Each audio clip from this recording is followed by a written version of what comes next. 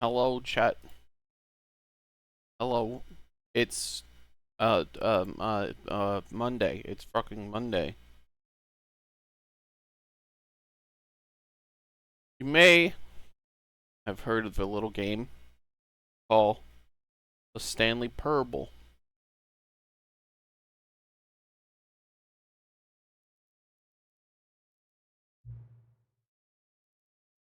The game now compliment me.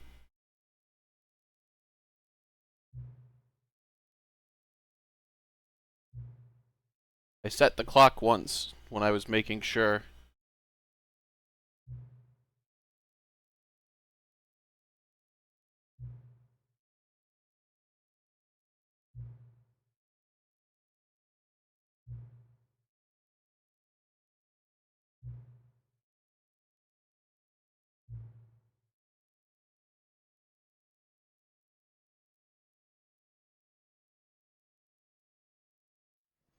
That it worked.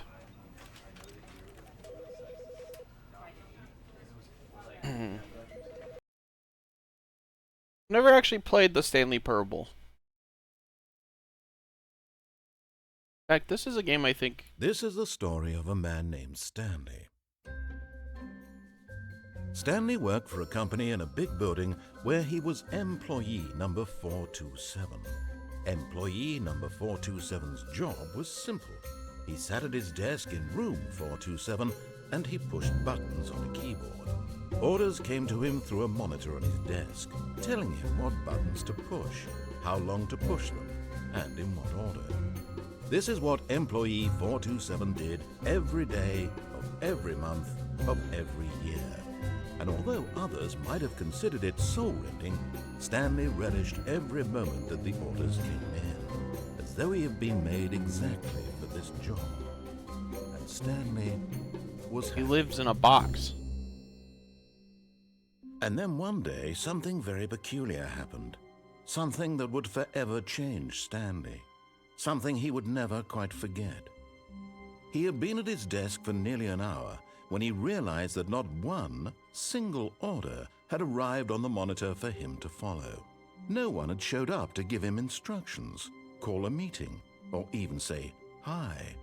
Never in all his years at the company had this happened, this complete isolation. Something was very clearly wrong. Shocked, frozen solid, Stanley found himself unable to move for the longest time. But as he came to his wits and regained his senses, he got up from his desk and stepped out of his office.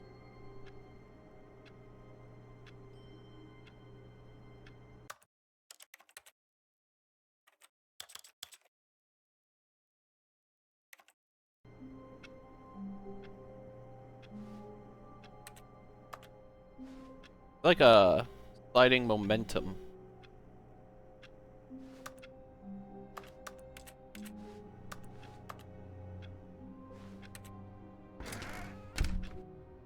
But Stanley simply couldn't handle the pressure. What if he had to make a decision? What if a crucial outcome fell under his responsibility? I changed my He had never been mind. trained for that. No. Me This out. couldn't go any way except badly. The thing to do now, Stanley thought to himself, is to wait. Nothing will hurt me. Nothing will break me. In here I can be happy forever. At I least will hide be under the happy. desk. Stanley waited. Hours passed, then days. Had years gone by? He no longer had the ability to tell. But the one thing he knew for sure, beyond any doubt, was that if he waited long enough, the answers would come. Eventually, someday, they would arrive. Soon, very soon now, this will end. He will be spoken to. He will be told what to do. Now it's just a little bit closer. Now it's even closer. Here it comes. I already game overed.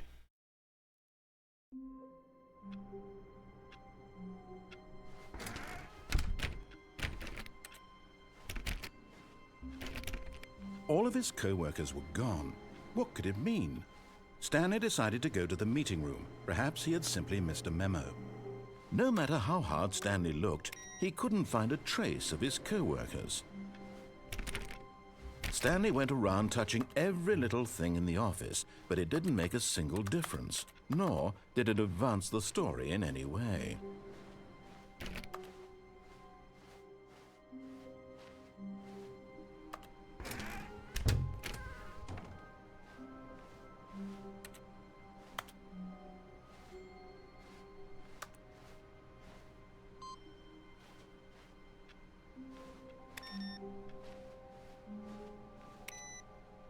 Just, gotta save power.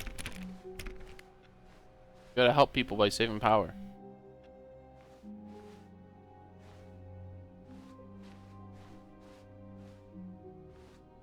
When Stanley came to a set of 2 open doors, he entered the door on his left.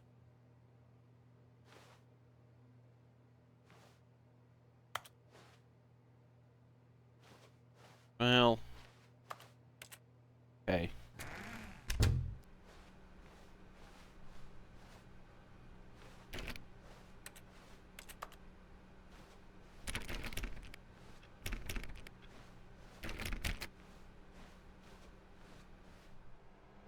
Yet there was not a single person here either.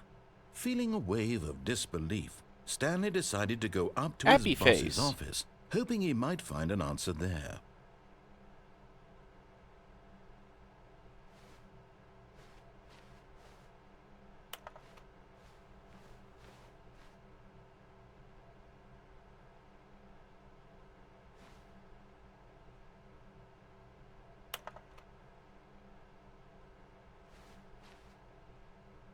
Yes, synergize core value.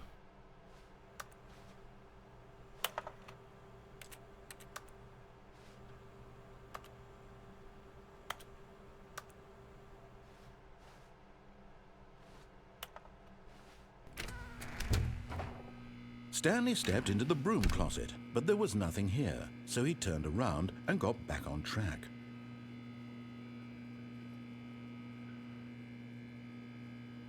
No. There was nothing here. No choice to make, no path to follow, just an empty broom closet. No reason to still be here.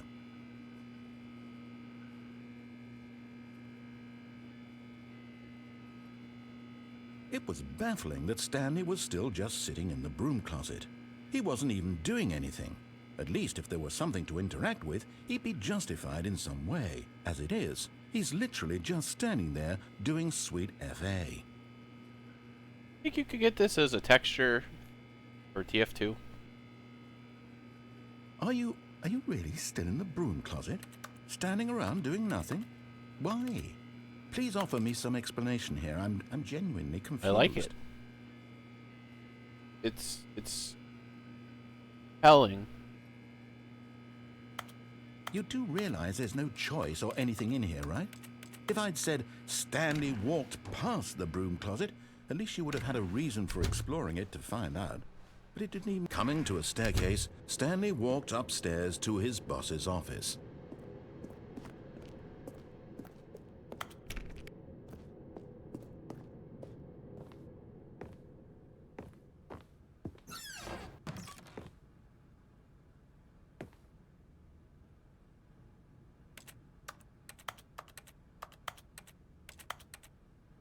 Can't flush the toilet. That's really unfortunate.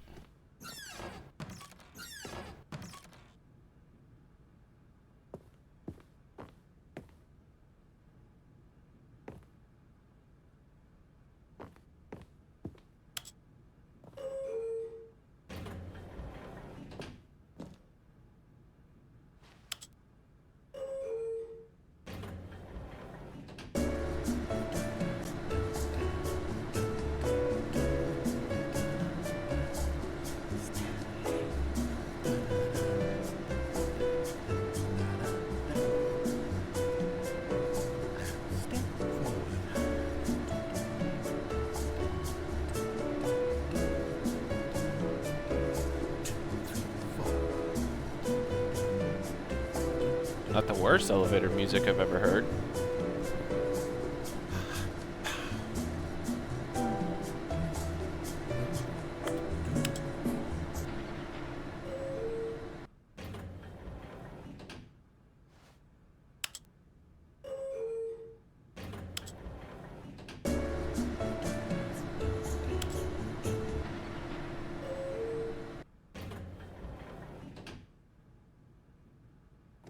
Neat.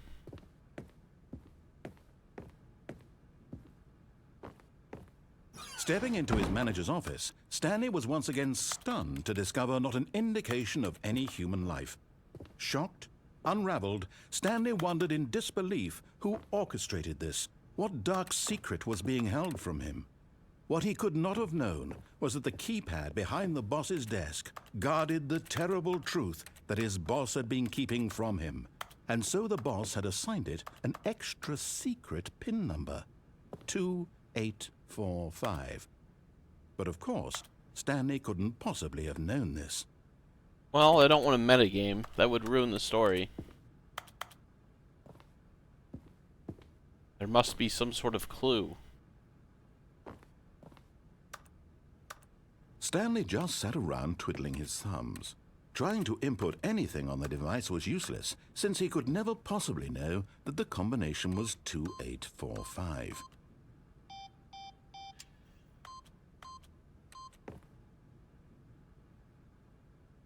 Two, 845.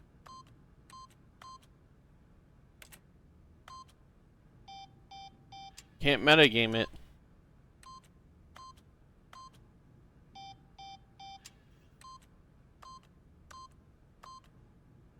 Forgot, but it turns out that the panel's emergency override kicked in, and the door just opened all by itself, and Stanley got the hell along with the story. Well, whoop-de-doo.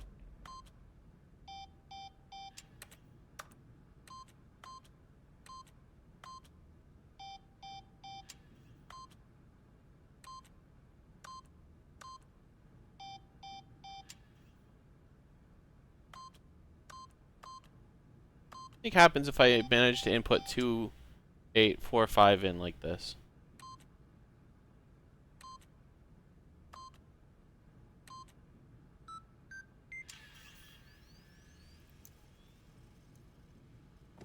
Oh. I guess they didn't think of that one.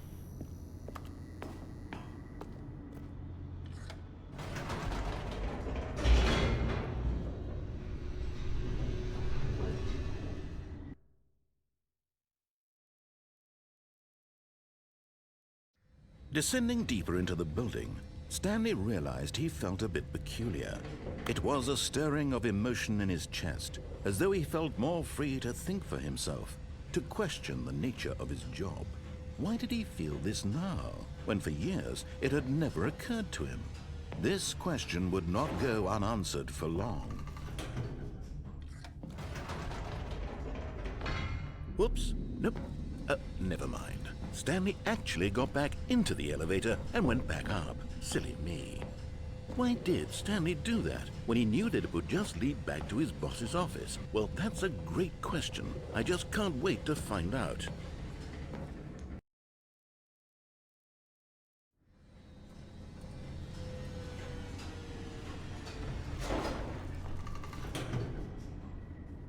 Oh.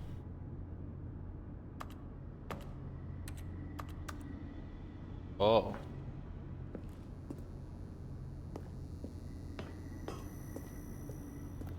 Here we are, Stanley. It's your boss's office. Exactly the way it was before you got onto the elevator. It's still just exactly what it is. What a decision you've made to come up here and look at the office again.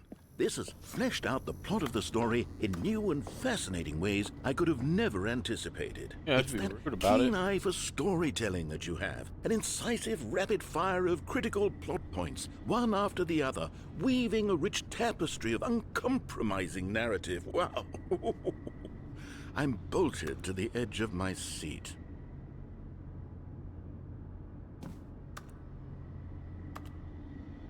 And the elevator down without being on it. Incredible. Now he's getting back into the elevator and going down again. Ladies and gentlemen, how does he keep coming up with all of this? Hey, I wasn't on the elevator.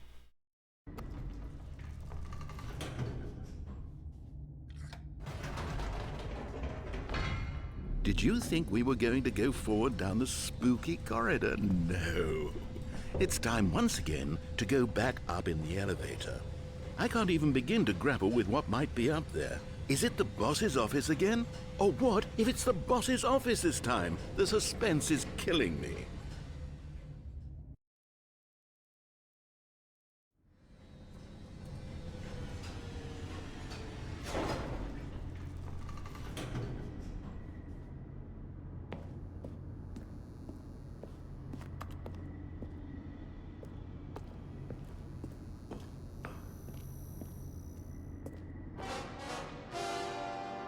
Oh my God, it's the boss's office. This absolutely changes everything for me. Give me a time out here for a minute while I process this.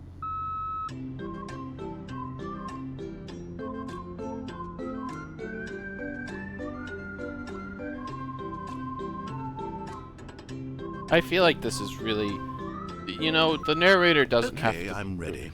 I'm prepared to embrace this stunning revelation and to move forward with... No! No, wait! No! I need more time to process. This is uncalled for.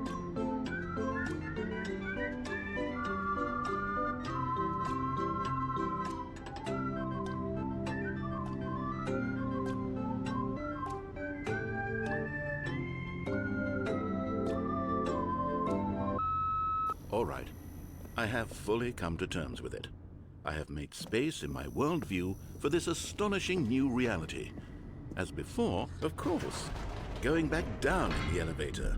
How did I not anticipate it? I mean, sure, now it's obvious, but you have to understand that 30 seconds ago, this kind of thing had never been attempted before. I had no frame of reference to even anticipate it. That's just how revelatory Stanley's decision-making is. A breath of fresh air in a landscape of storytelling that has grown stale and repetitive. Wow.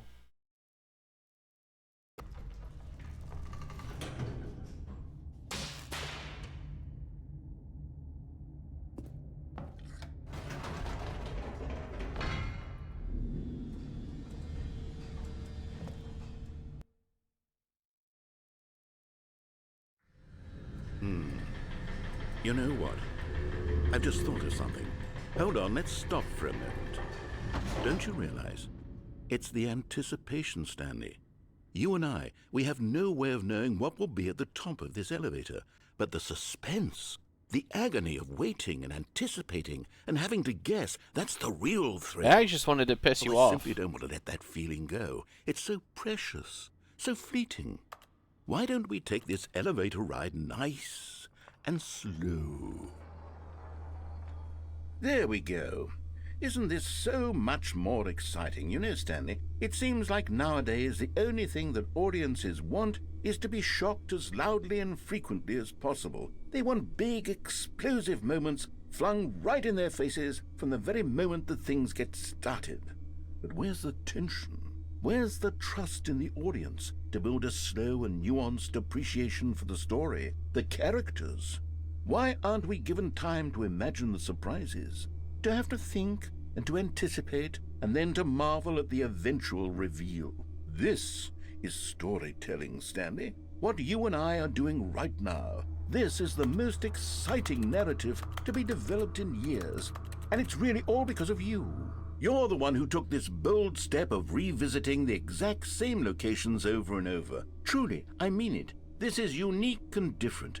It's not like anything else out there. You see, I want stories that surprise me, Stanley. I want to have to think.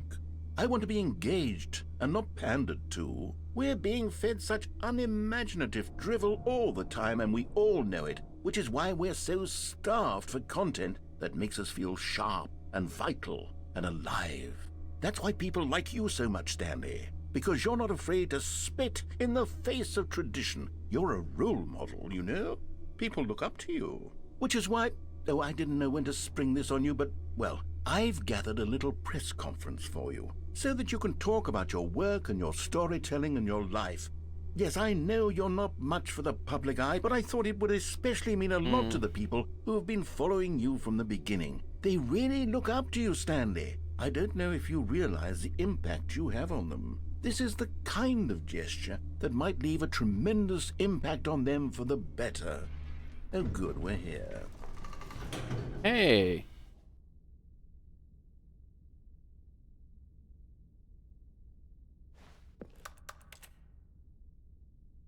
Okay, the room where we're holding the press conference should be just around the corner here somewhere. I don't like public speaking.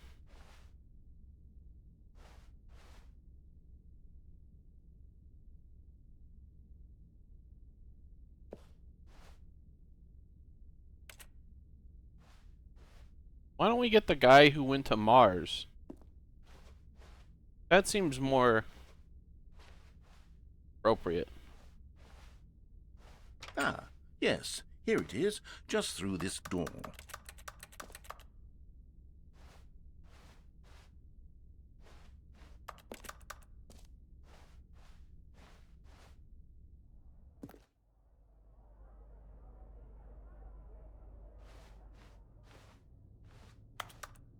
Hmm.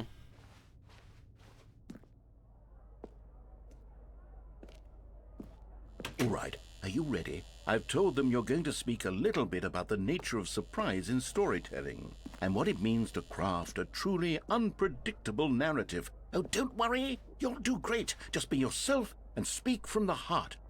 I'm really proud of you, Stanley. Okay, it looks like they're ready for you. Go get 'em.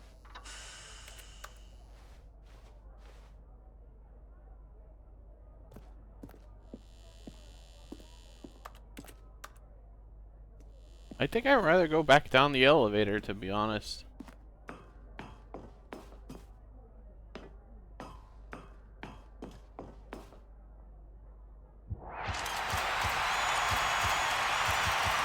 Oh, that's bright.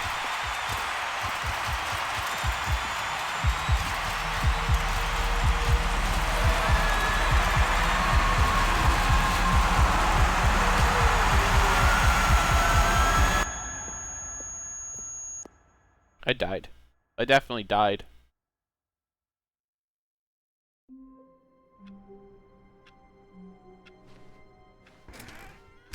All of his co-workers were gone. What could it mean? Stanley decided to go to the meeting room. Perhaps he had simply missed a memo.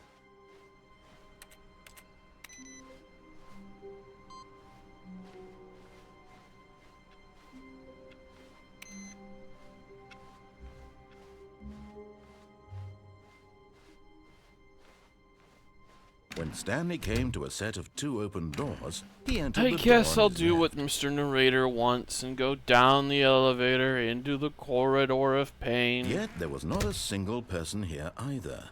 Feeling a wave of disbelief, Stanley decided to go up to his boss's office. Hoping he might find an answer. Coming to a staircase, Stanley walked upstairs to his boss's office.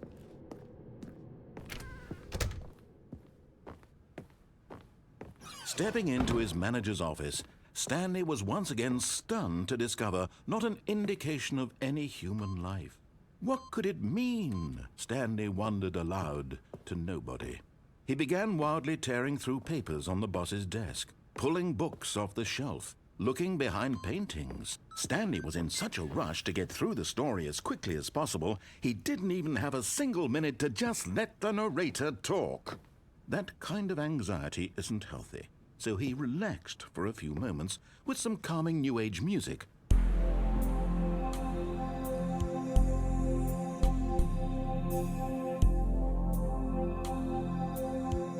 Yeah, okay. Calming. Feeling soothed and rejuvenated, Stanley calmly walked forward into the opened passageway.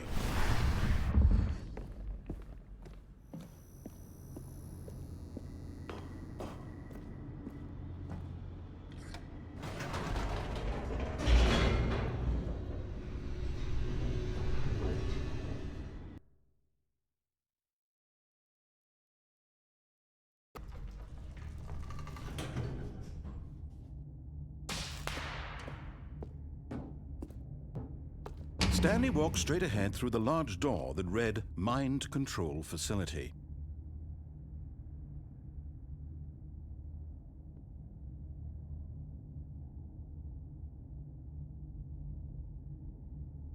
But okay. Whatever.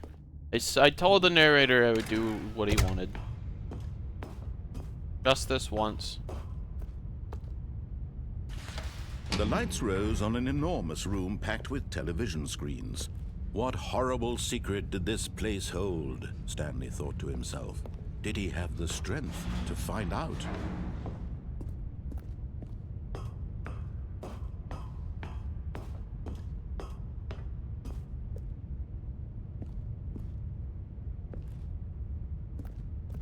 Oop. Now the monitors jumped to life, their true nature revealed. Each bore the number of an employee in the building, Stanley's co-workers. The lives of so many individuals reduced to images on a screen, and Stanley, one of them, eternally monitored in this place where freedom meant nothing. 4, 2, 7.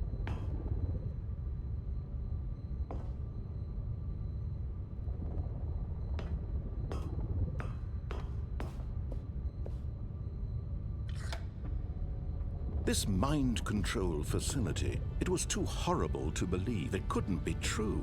Had Stanley really been under someone's control all this time? Yes. Was this the only reason he was happy with his boring job? That his emotions had been manipulated to accept it blindly? No. He refused to believe it. He couldn't accept it. His own life in someone else's control? Never! It was unthinkable, wasn't it? Was it even possible? Had he truly spent his entire life utterly blind to the world? Yeah, probably. Ooh, buttons. But here was the proof. The heart of the operation. Controls labeled with emotions. Happy, or sad, or content. Walking, eating, working. All of it monitored and commanded from this very place. And as the cold reality of his past began to sink in, Stanley decided that this machinery would never again exert its terrible power over another human life. For he would dismantle the controls once and for all.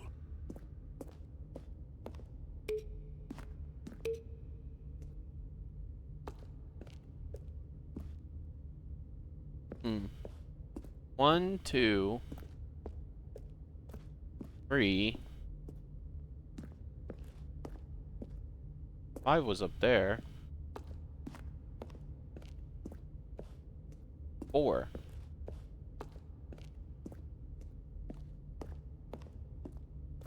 4.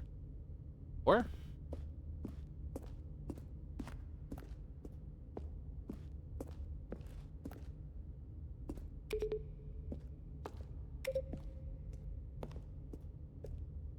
Really hard to see. Dark.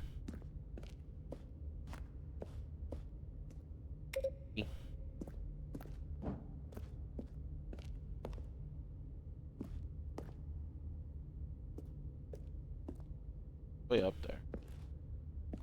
Oh, no, there is. Maybe I need to turn the lights on.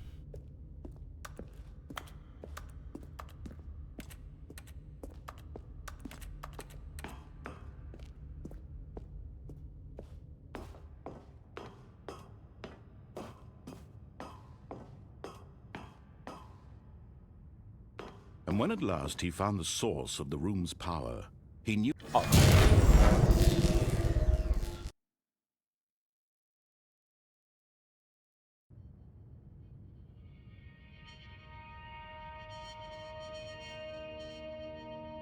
Oh? blackness and a rising chill of uncertainty. Was it over? Wow. Yes. He had won. He had defeated the machine, unshackled himself from someone else's command. Freedom was mere moments away. And yet, even as the immense door slowly opened, Stanley reflected on how many puzzles still lay unsolved. Where had his co-workers gone? How had he been freed from the machine's grasp?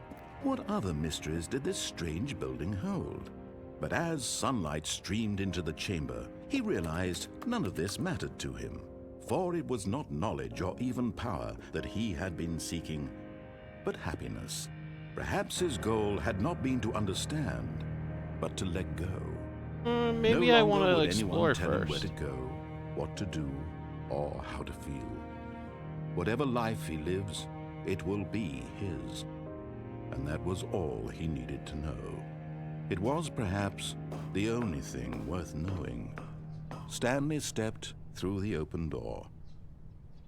Oh, but like, this is weird.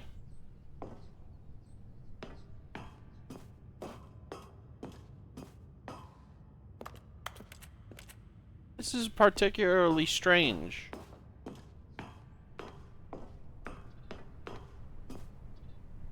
Wait. Oh, Stanley felt I the can't. cool breeze Okay. upon his skin, the feeling of liberation, the immense possibility of the new path before him. This was exactly the way, right now, that things were meant to happen. And Stanley was happy. They put me in Skyrim.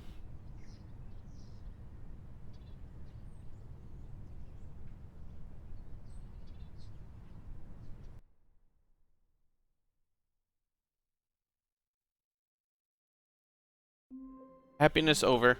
Back to work. All of his co-workers were gone. What could it mean? Stanley decided to go to the meeting room. Perhaps he had simply missed a memo.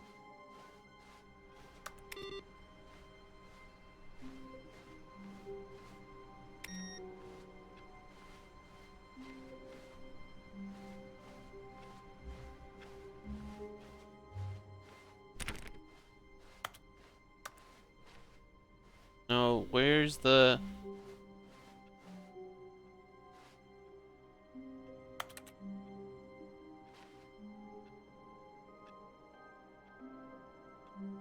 Seven, 3, 0.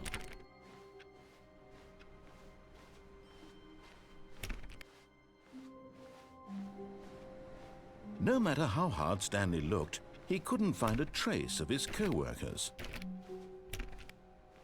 The input computer.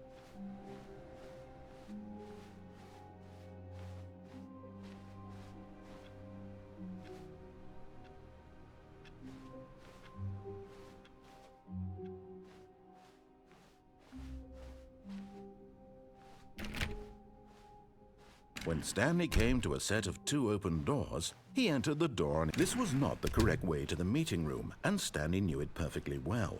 Perhaps he wanted to stop by the employee lounge first, just to admire it. Find the computer that has the button. Ah, yes, truly a room worth admiring. It had really been worth the detour after all, just to spend a few moments here in this immaculate, beautifully constructed room. Stanley simply stood here, drinking it all in.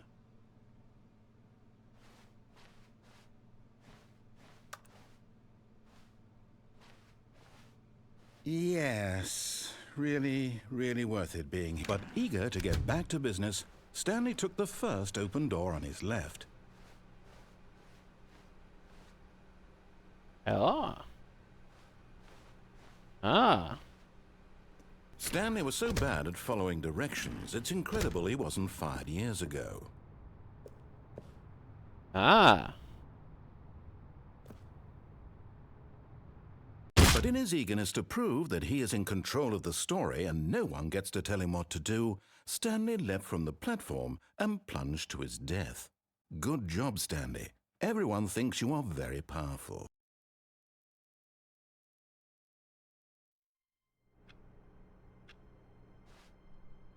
Hey. I'm in the abyss. All of his co-workers were gone. What could it mean? Stanley decided to go to the meeting room. Perhaps he had simply missed a memo.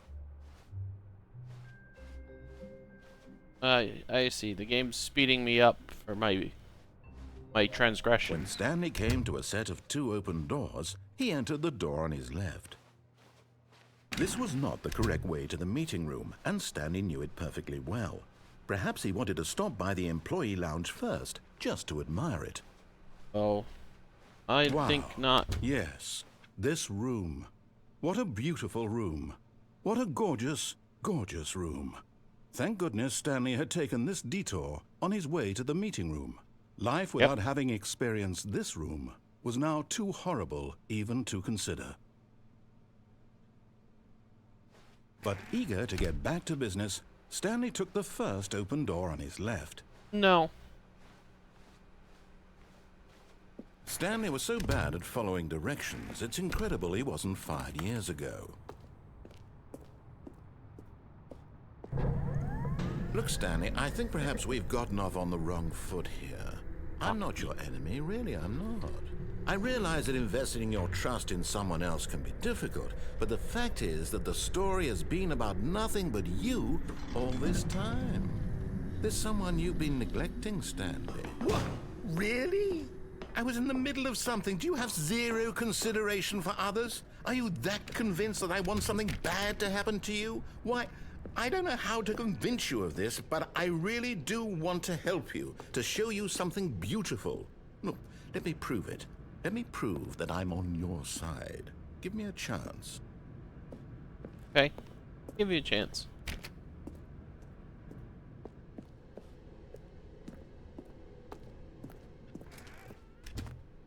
Now listen carefully, this is important. Stanley walked through the red door. No, Stanley walked through the blue door. Aha, perhaps you misunderstood. Stanley walked through the red door. Blue door. I still don't think we're communicating properly. Stanley walked through the red Blue door. All right, fine, go ahead, Stanley. You want to know so badly what's out there? You want to find out what lies at the end of this road you've chosen? Well, don't let me stop you. You see? There's nothing here. I haven't even finished building this section of the map because you were never supposed to be here in the first place. Broken rooms, exposed developer textures. Is this what you had wanted? Was it worth ruining the entire story I had written out specifically for you? Do you not think I put a lot of time into that? Because I did. And in the end, it was all for nothing, because this is what you wanted to see. Help me here, Stanley. Help elucidate these strange and unknowable desires of yours. What would have made this game better? What did you want to see? Vehicles? Skill trees? Skill trees would be You good. give me absolutely nothing so far. I want Tell you what, let me take a skill stab in the tree dark where at a I new can design, jump and you can give me over some feedback. railings and There do we go. parkour. A third option. This already feels leaps ahead of where we were before. Go ahead, Stanley. Take it for a spin. No, no. No, no, no, no. Okay, I'm going to stop you there. Now, tell me about your experience with this new version. Would you say that the game benefited from allowing you more choices? Feel free to be honest. I'm looking for some real critical feedback here. A 1? I mean, I can A 1. understand if you had reservations, you saw ways the game could be improved to more fully express itself mechanically and artistically, but a 1? That's not even helpful. What am I supposed to do with that? But I guess it isn't my place to judge. Here, based on the data from your previous playthrough, I've compiled a new version. And to be perfectly candid, I think I've knocked it out of the park with this one. Let's take a look. Now, would you say that competitive leaderboard helped you feel motivated to keep walking through doors? Again, honest answers, please.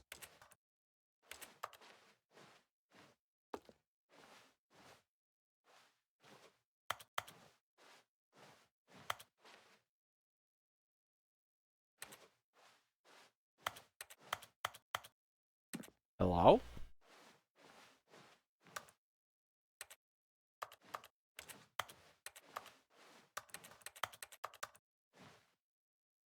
Did I break the game?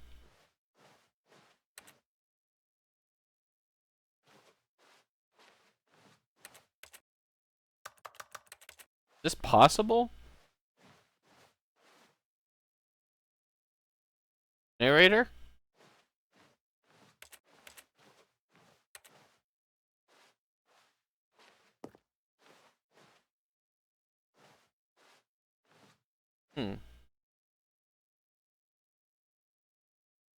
Well. Hmm.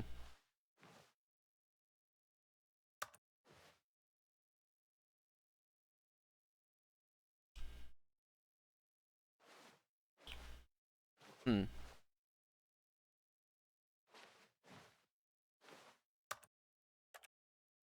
I'll just save.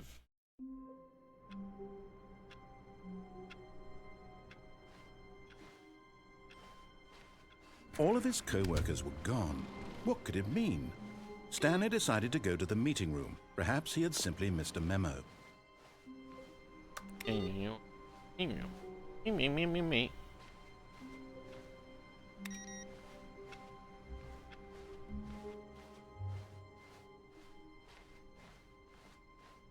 When Stanley came to a set of 2 open doors, he entered the door on his left.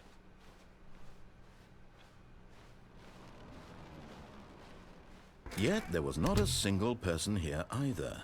Feeling a wave of disbelief, Stanley decided to... Oh no, no, not again. I won't be part of this. I'm not going to encourage you. I'm not going to say anything at all. I'm just going to be patient and wait for you to finish whatever it is you enjoy doing so much in this room. Please take your time.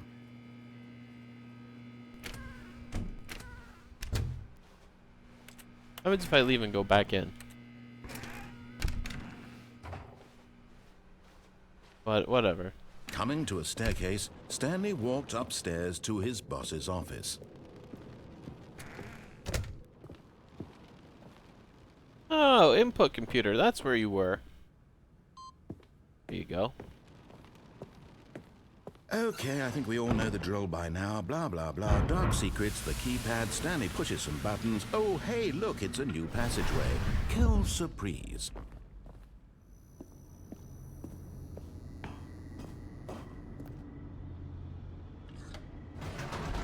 Yeah. Yeah, we love passageway.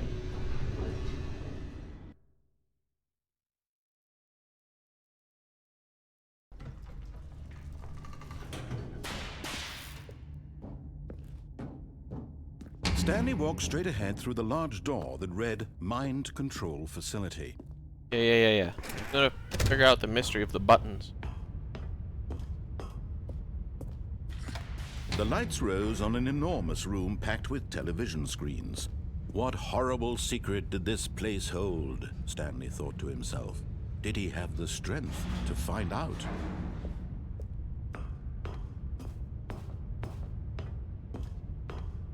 What employees does this place have? Now the monitors jumped to life, their true nature revealed. Each bore the 600. number of an employee in the building, Stanley's co-workers. The lives of so many individuals reduced to images on a screen, and Stanley, one of them, eternally monitored in this place where freedom meant nothing.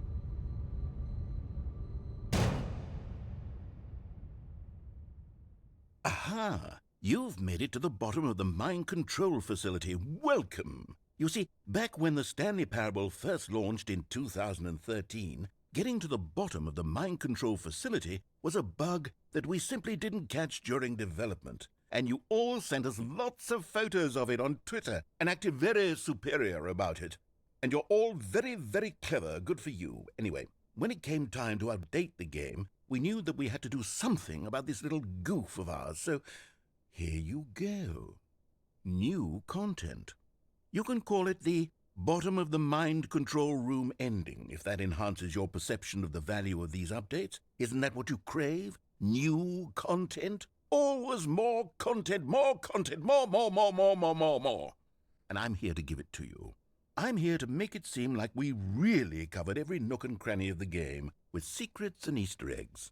How about this? We wrote a new piece of music just for this section. You won't hear it anywhere else in the game. It's a secret that's just for you. That's how special you are. We call this track, Good Job You've Made It to the Bottom of the Mind Control Facility. Well done. Just for me. Good job, you did it. Good job. 3, 2, 1. Good job, you made it to the bottom of the mind control facility. You jumped on the catwalk. You should have been careful. You should have been careful. Wait, I didn't jump down the catwalk. Be a bug, but now it's an ending. Now it's an ending. I believe in you. I believe in your ability to cross this barrier and chase your dreams. The railings don't mean anything.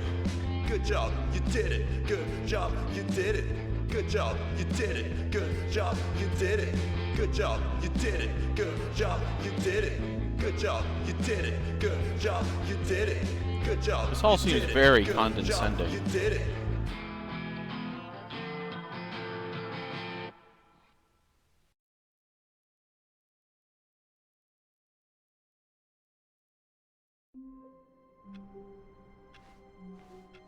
All of his co-workers were gone.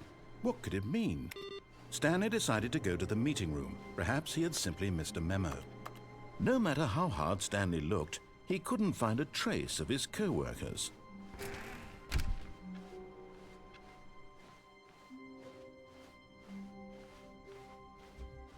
When Stanley came to a set of 2 open doors, he entered the door on his left.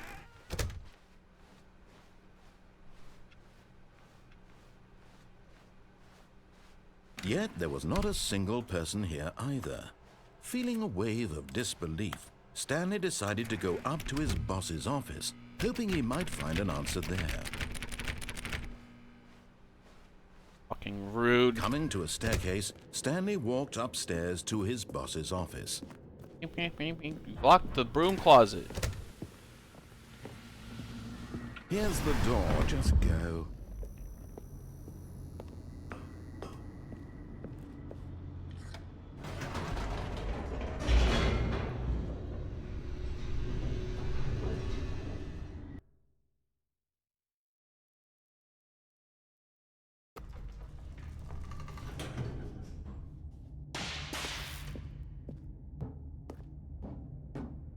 Stanley walked straight ahead through the large door that read Mind Control Facility.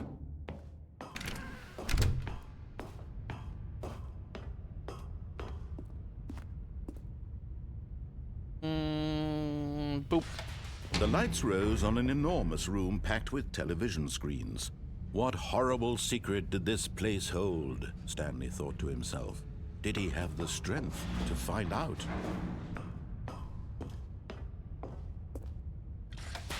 Now the monitors jumped to life, their true nature revealed. Each bore the number of an employee in the building, Stanley's co-workers.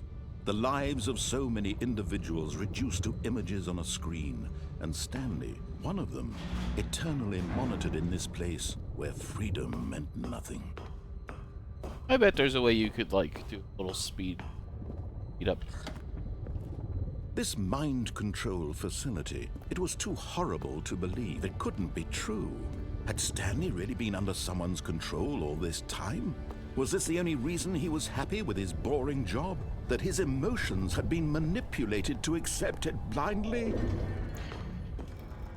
No, he refused to believe it. He couldn't accept it. His own life in someone else's control? Never!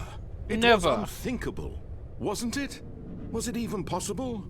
Had he truly spent his entire life utterly blind to the world?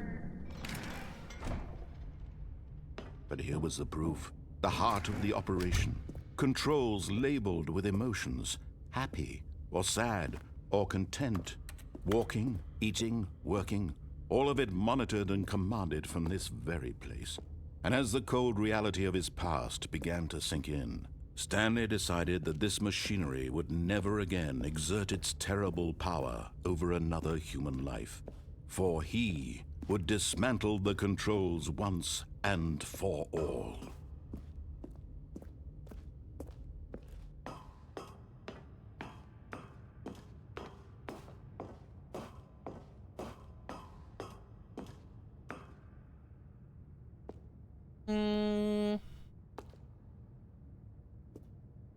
You guys don't have a self-destruct button, huh? On. Oh, Stanley, you didn't just activate the controls, did you? After they kept you enslaved all these years, you go and you try to take control of the machine for yourself. Is that what you wanted? Control? Oh, Stanley, I applaud your effort, I really do. But you need to understand, there's only so much that machine can do. You were supposed to let it go, turn the controls off, and leave. If you want to throw my story off track, you're going to have to do much better than that. I'm afraid you don't have nearly the power you think you do. For example, and I believe you'll find this pertinent, Stanley suddenly realized he had just initiated the network's emergency detonation system. In the event that this machine is activated without proper DNA identification, nuclear detonators are said to explode, eliminating the entire complex. How long until detonation then? Let's say, 2 minutes. Now this is making things a little more fun, isn't it, Stanley? It's your time to shine. You are the star. It's your story now. Shape it to your heart's desires. Oh, this is much better than what I had in mind. What a shame we have so little time left to enjoy it. Mere moments until the bomb goes off. But what precious moments each one of them is. More time to talk about you, about me, where we're going. What all They have this numbers on means, them. I barely know where to start. What's that? You'd like to know where your co-workers are? A moment of solace before you're obliterated? All right, I'm in a good mood. You're gonna die anyway. I'll tell you exactly what happened to them. I erased them. I turned off the machine. I set you free. Of course, that was merely in this instance of the story. Sometimes when I tell it, I simply let you sit there in your office forever, pushing buttons endlessly and then dying alone. Other times, I let the office sink into the ground, swallowing everyone inside, or I let it burn to a crisp. I have to say this, though, this version of events has been rather amusing. Watching you try to make sense of everything and take back the control wrested away from you, it's quite rich. I almost hate to see it go. But I'm sure whatever I come up with on the next go-around will be even better. My goodness, only 34 seconds left. But I'm enjoying this so much. You know what? To hell with it. I'm going to put some extra time on Budding the clock, hint. why not? 1. These are precious additional seconds, Stanley. Time doesn't grow on trees. Oh dear me, what's the matter, Stanley? 3. Is it that you have no idea where you're going or what you're supposed to be doing right now? Or did you just assume when you saw that timer that something in this room was capable of turning it off? I mean, look at you. Running from button to button, screen to screen, clicking on every little thing in this room. 5. These numbered buttons, no, these colored ones. Or maybe this big red button, or this door. Everything, anything, something here will save me. Why would you think that, Stanley? That this video game can be beaten? Won? Solved? Do you have any idea what your purpose in this place is? Stanley, you're in for quite a disappointment. But here's a spoiler for you. That timer isn't a catalyst to keep the action moving along. It's just Press seconds the- ticking away to your death. You're only still playing instead of watching a cutscene because I want to watch you for every moment that you're powerless. To see you made humble. This is not a challenge, it's a tragedy. You wanted to control this world, that's fine. But I'm going to destroy it first, so you can't. Take a look at the clock, Stanley. That's 30 seconds you have left to struggle. 30 seconds until a big boom and then nothing. No ending here, just you being blown to pieces. Will you cling desperately to your frail life, or will you let it go peacefully? Another choice. Make it count, or don't. It's all the same to me, all a part of the joke. And believe me, I will be laughing at every second of your inevitable life from the moment we fade in until the moment I say, happily ever after. Okay, that's rude. Don't flashbang me.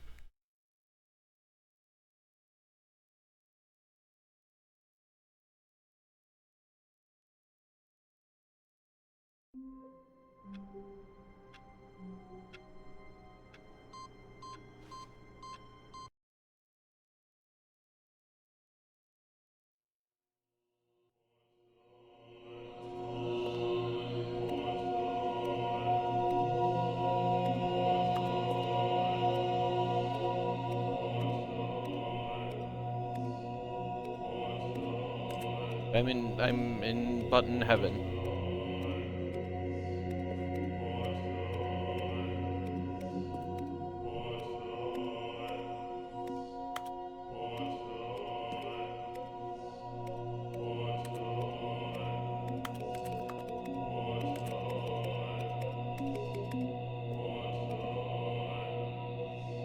Oh, they reactivate.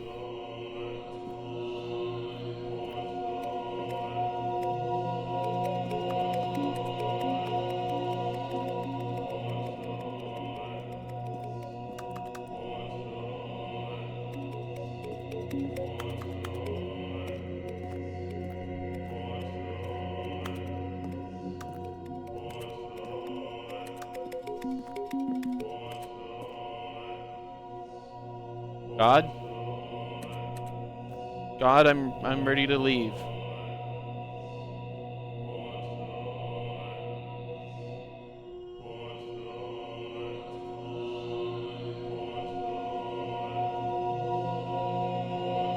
God, I'm ready to go.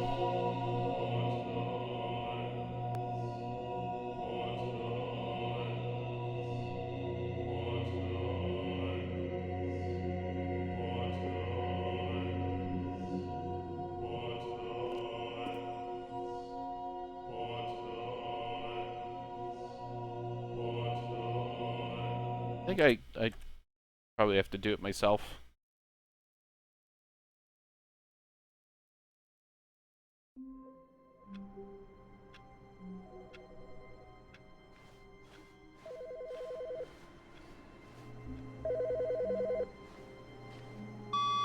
Good morning.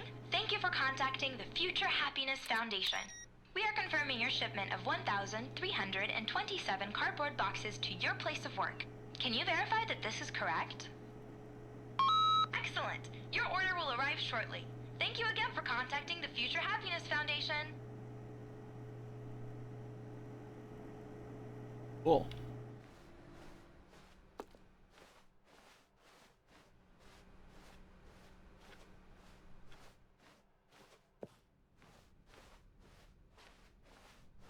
When Stanley came to a set of 2 open doors, he entered the door on his... This was not the correct way to the meeting room, and Stanley knew it perfectly well. Perhaps he wanted to stop by the employee lounge first, just to admire it. The lounge was sublime, a work of art. But eager to get back to business, Stanley took the first open door on his left. Stanley was so bad at following directions, it's incredible he wasn't fired years ago. Look, Stanley, I think perhaps we've gotten off on the wrong foot here. I'm not your enemy, really, I'm not. I realize that investing your trust in someone else can be difficult, but the fact is that the story has been about nothing but you all this time. What? Really? I was in the middle of something. Do you have zero consideration for others? Are you that convinced that I want something bad to happen to you? Why, I don't know how to convince you of this, but I really do want to help you, to show you something beautiful. Look, let me prove it. Let me prove that I'm on your side. Give me a chance. Now listen carefully, this is important. Stanley walked through the red door. Oh, thank God you are willing to listen to me. Do you see that I really have wanted you to be happy all this time? The problem is all these choices. The two of us always trying to get somewhere that isn't here. Running and running and running, just the way you're doing right now.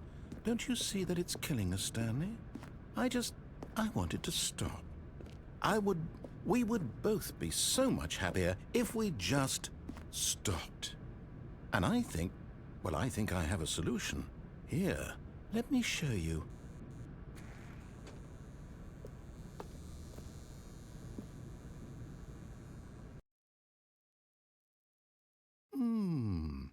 What do we want? What are we looking for?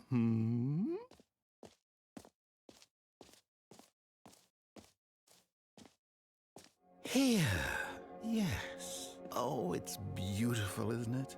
If we just stay right here, right in this moment with this place... No, wait. Where are you going?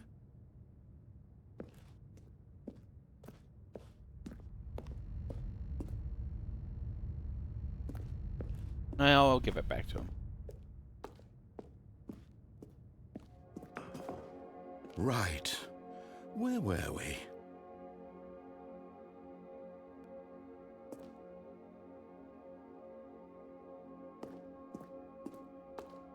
Really colorful.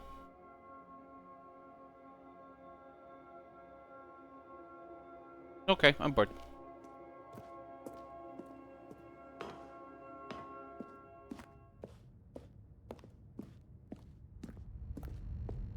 Oh no! Stay away from those stairs. If you hurt yourself, if you die, the game will reset. We'll lose all of this. Please, no, Stanley, let me stay here. Don't take this from me. Okay.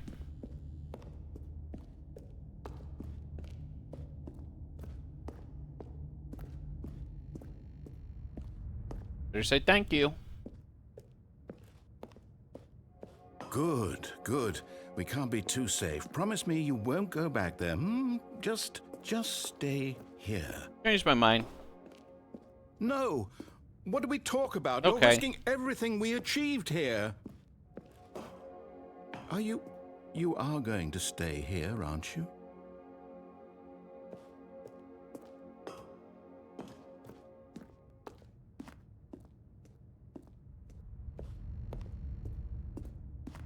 You heard me before, didn't you? You will die. What about this isn't getting through to you?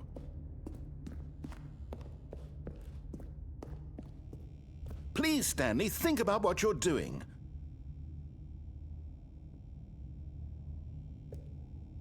No! Oh, no. No, what are you doing, Stanley? Please, I'm asking you not to take this away from me. I can't go back to what I was before. If you die, we'll both go back. Why are you doing this? Stanley, let's go back to the other room. Can you do that? Yes, perhaps you can. Perhaps you finally see what I'm talking about. Yes. It's a lot brighter now that I've come close to death. You'll see that we can't be happy if we leave this place. You can see that, can't you? No. No, perhaps not.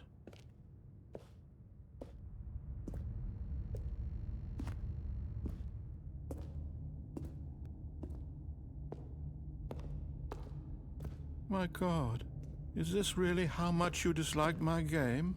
That you'll throw yourself from this platform over and over to be rid of it? You are literally willing to kill yourself to keep me from being happy. Am I reading the situation correctly? Yes. Or maybe you're just getting a kick out of it. I don't know anymore. I just wanted us to get along. But I guess that was too much to ask. It looks like you wanted to make a choice after all. Well, this one is yours. If this doesn't kill me, I'll go back in the room. Is it over? It's going to restart, isn't it? I'm going back.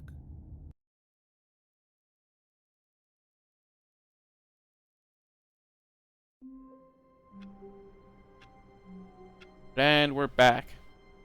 You'd almost think I didn't do anything bad. Oh, How long was I sitting there? Stanley wondered to himself. Minutes? Days? Centuries? Did something crucial happen while my senses were turned? He made a note to be more careful with time from now on.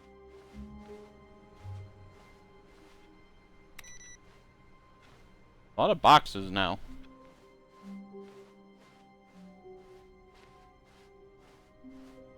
When Stanley came to a set of 2 open doors, this was not the correct way to the meeting room, and Stanley knew it perfectly well. Perhaps he wanted to stop by the employee lounge first, just to admire it. Standing now in this incredible room, Stanley for the first time, but eager to get back to business, Stanley took the first open door on his left. Stanley was so bad at following directions, it's incredible he wasn't fired years ago. Look, Stanley, I think perhaps we've gotten off on the wrong foot here. I'm not your enemy, really, I'm not. I realize that investing your trust in someone else can be difficult, but the fact is that the story has been about nothing but you all this time. There's someone you've been neglecting, Stanley. Someone you... What? Really? I was in the middle of something. Do you have zero consideration for others? Are you that convinced that I want something bad to happen to you? Yes. Why, I don't know how to convince you of this, but I really do want to help you, to show you something beautiful. Look, let me prove it. Let me prove that I'm on your side. Give me a chance. Now listen carefully, this is important. Stanley walked through the red door. No. Stanley Blue Door. Aha, perhaps you misunderstood. Stanley walked through the red door. Stanley Blue Door. I still don't think we're communicating properly. Stanley walked through the red door. Oh, thank God you are willing to listen to me. Do you see that I really have wanted you to be happy all this time? The problem is all these choices. The two of us always trying to get somewhere that isn't here. Running and running and running, just the way you're doing right now. Don't you see that it's killing us, Stanley?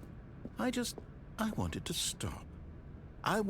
We would both be so much happier if we just stopped. And I think I have a solution. Here, let me show you.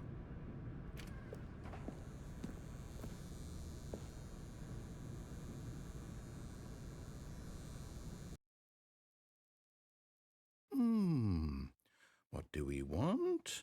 What are we looking for? No.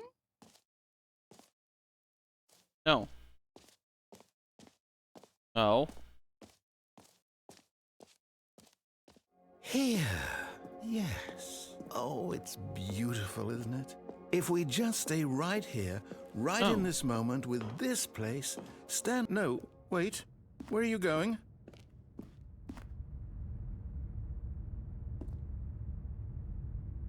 Picture. Oh, no. Stay away from those... Okay, this is the same.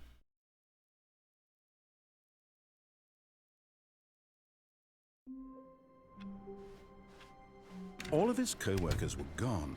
What could it mean? The boxes Stanley are decided gone. to go to the meeting room. Perhaps he had simply missed a memo.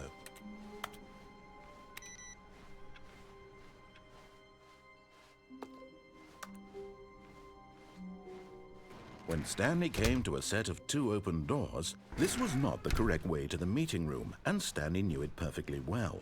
Perhaps he wanted to stop by the I employee lounge suppose I first, can just ride to the thing admire to it. the end. Stanley felt lightheaded, butterflies in his stomach, but eager to get back to business, Stanley took the first open door on his left. Stanley was so bad at following directions, it's incredible he wasn't fired years ago. Look, Stanley, I think perhaps we've gotten off on the wrong foot here. I'm not your enemy, really, I'm not.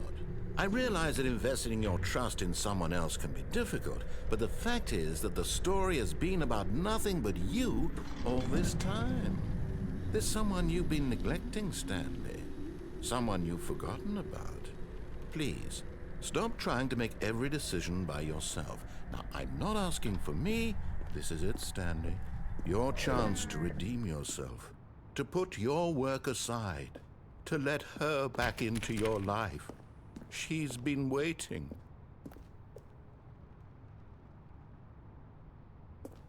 Well, not like I got much of a choice.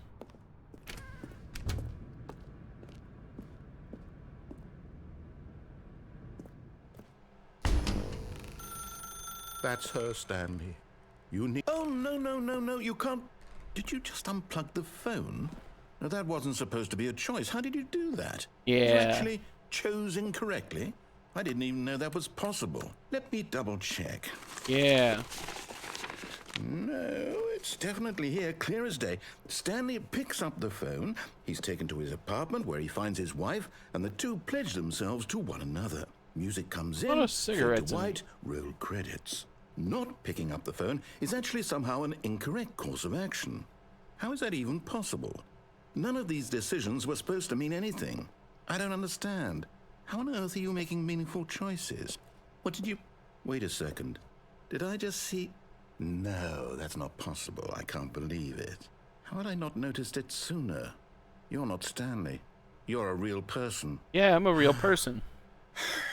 I me can't out. believe I was so mistaken. This is why you've been able to make correct and incorrect choices. And to think I've been letting you run around in this game for so long. If you'd made any more wrong choices, you might have negated it entirely. It's as though you completely ignored even the most basic safety protocol for real-world decision-making. Or did you not grasp the severity of the situation? Well, I won't have that kind of risk on my watch.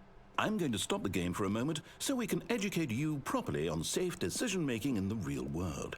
Please observe this helpful instructional video. Choice. It's the best part of being a real person. But if used incorrectly, can also be the most dangerous. For example, in this scenario, a hypothetical real person named Rupert has a choice. He could invent a machine that eliminates food shortages across the world to make life better for all people. Or he could spend years of hard work forgetting how to read. Which choice would you make? Remember I would forget how that to read. unlike here, the real world makes sense, and at no time should you make a choice that does not conform to rational logic. If you find yourself speaking with a person who does not make sense, in all likelihood, that person is not real. Allow the person to finish their thought, then provide an excuse why you cannot continue talking. Turn to a partner and practice saying, "My goodness, is it 4:30? I'm supposed to be having a back, sack, and crack." Go to hell. Excellent. Making choices on a regular basis is the best part to a healthy decision-making process. Most medical professionals recommend making at least 8 choices per day. Do you make more than 8? Less? And finally, if you begin to wonder if your choices are actually meaningful and whether you'll ever make a significant contribution to the world, just remember that in the vast infiniteness of space, your thoughts and problems are materially insignificant, and the feeling should subside. At this Great. time, your instructor will guide you in an exercise to test and reinforce the material covered in this video. Welcome back. You may have noticed that this room has begun to deteriorate as a result of narrative contradiction. But not to worry. Now that you're properly informed on good decision-making, we're going to revisit a choice you made just a few minutes ago and see what the correct thing to do would have been. This way, please. Okay.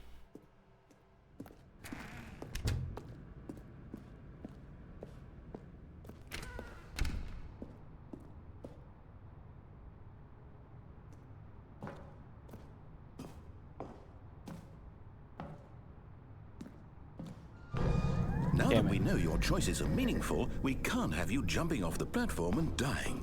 Imagine the main character dying senselessly halfway through the story. That story would make no sense at all. We just need to get you home as soon as possible before the narrative contradiction gets any worse. Unfortunately, it seems this place is not well equipped to deal with reality. I want to contradict reality more.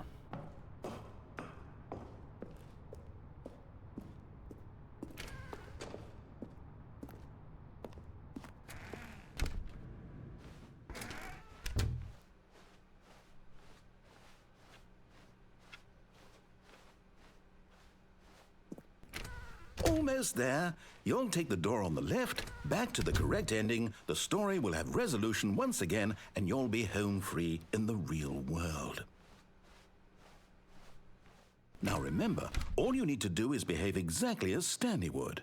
That means choosing responsibly and always putting the story first. I'm quite sure you'll be up to the task. Just follow my lead and you'll be fine. All right.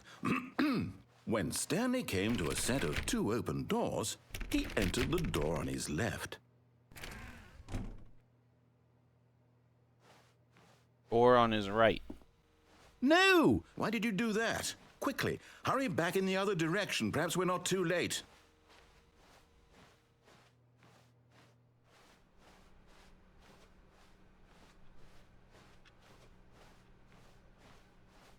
Oh, it's ruined. I can't believe, after everything we talked about, that my story, you've destroyed my work. Why? For what? What did you get out of that? What did you think was so special about seeing the game undone, left here like so much garbage? It's worthless now. And what am I supposed to do? Even if there were a way to continue, would it be worth it? To know that my story is now incorrect? How can I go back to that? I can't erase that knowledge. I'll have to live with it forever. reliving its impossibility forever. I couldn't live that way.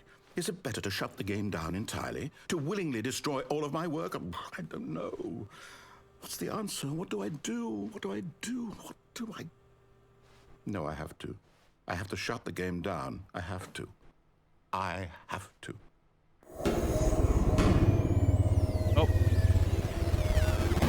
Uh-oh.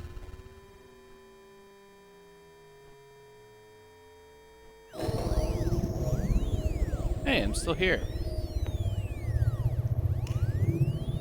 Oh, I'm here. I'm still here. Here in this pile of rubbish. With you. You, who thought you were so clever. Now look where we are. My entire game is destroyed. It was the only thing in the world that was mine, and you've run it into the ground. Hey, plant What, life. did you think that would be funny? You just had to see? Didn't I impress upon you how important it was to be like Stanley? He actually knows how to do what I tell him to. He understands that if I say to do something, there's a damn good reason for it. That thought hadn't even occurred to you, had it? That there's a world outside of you? You're a child. Wrong. Oh, my story. If you'd Hello, just gone through the door on the Skibbity left, you lasagna. would have seen it. There was a whole underground facility. You would have destroyed it and been victorious. It would have been so perfect. I worked so hard on it. I tried so hard to make... behave exactly as Stanley would. That means choosing responsibly and always putting the story first. I'm quite sure you'll be up to the task. Just follow my lead and you'll be fine. All right. When Stanley came to a set of 2 open doors, he entered the door on his left. I can't... Oh, my controller died. That's funny.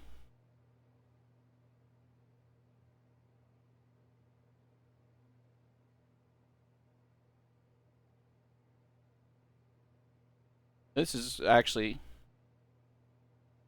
funny but problematic. Let's see here.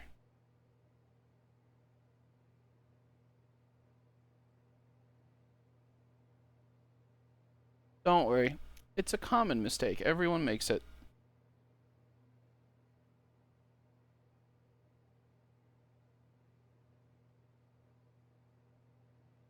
It sure did. Now that it's alive, if I hurry up and take the strip out of the charger... All better. I fixed it. Door on the right. No! Why did you do that? Quickly, hurry back. Behave exactly as Stanley would. That means choosing responsibly and always putting the story first. I'm quite sure you'll be up to the task. Just follow my The battery lead and you'll died, be so fine. I just All had to attach it to the When charger. Stanley came to a set of 2 open doors, he entered the door on his left.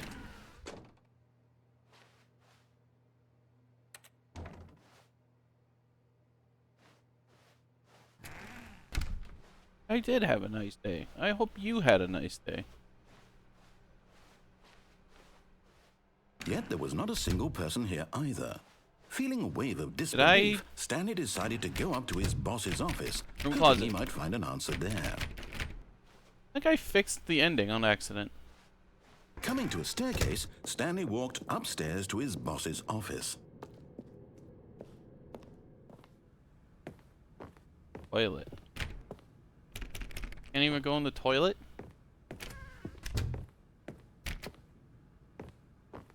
Hey, the boss's office. Stepping How was inside your his manager's lasagna? office, Stanley was once again stunned to discover not an indication of any human life. Shocked, unraveled, Stanley wondered in disbelief who orchestrated this, until he saw the door with a voice receiver next to it. Surely behind this door lay all the answers to his questions. And beyond all probability, he knew the passcode. He Yeah. had seen it on his boss's computer just last week. Lasagna's pretty big. 115. Was this the code to open the door? Would it still work? There was only one way to find out. Stanley had been trained never to speak up, but now I'm more he would of a draw from spaghetti within himself person, the courage personally. to face the unknown. He drew a sharp breath and then spoke the code. Because lasagna, there, there's a lot of it. Hey, please open the door. Stanley spoke the code. Night Shark 115. He spoke it into the receiver, right there on the wall. Pretty sure if I say Night Shark 115, nothing happens, because I don't have a microphone set up. I'm sorry, is there a problem? You didn't mishear me, did you? Please speak the code into the receiver. Otherwise, we can't get on with the story. This is a crucial step. Lasagna, it's such a big dish. It's best for, like, feeding a big family. Like a big family. Know what? It's pretty humiliating to bring you this far, only for you to suddenly decide you have better things to do. Haven't seen you in a little bit. Greetings. I asked you for this one single thing, for your respect. The kind of respect Stanley shows for his choices. He knows what it means to take a Honestly, with story spaghetti, seriously. part of it is If I you just didn't want to really see like what I had to show you, making the then big why did ball you of come here? noodles. You had a choice, you know. You could have gone through On the your door fork. on the right. You could have done whatever the And hell then you going. wanted over there. Why did you come this way? Speak. Say something to me. Explain yourself, you coward. You... Oh. When Stanley Hello? came to a set of 2 open doors, he entered the door on his left. Stanley! Stanley? Hello? Are you... Is everything okay? Stanley, please. I need you to make a choice. What I might do one day is do, Are you like, listening to me? spaghetti with meatballs, but do really small Is meatballs, everything all right? so that I can lance the meatball and then swirl a bunch of noodles around The it. story needs you. It needs you to make a decision. I bet that It would be cannot really exist good. without you. Do you understand me? Whatever choice you make is just fine. They're both correct. Hey, You it's my can't be cat. wrong here. We can work together. I'll accept whatever you do. I simply need you to take that step forward, please. Say hi to chat, Dusty. Choose. You say Do hello? something. Anything? No, you never say hello. This is more important than you can ever know. I need this. The story needs it. So, you hear me? Are you there? Are you listening to this? Stanley, are you there? Okay. It's okay, I can One day my cat will meow. You need time to decide. Time to make sure your choice is correct. That is the best choice. That's all right. I'll wait for you to decide what's the right thing to do. Take as much time as you need.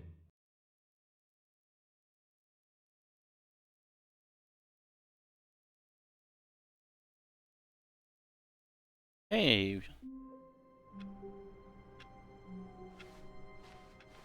All of his co-workers were gone. What could it mean? Stanley decided to go to the meeting room. Perhaps he had simply missed a memo. What else is there? Ooh. Oh. New content. Oh, new content? What does that mean, new content? Ooh.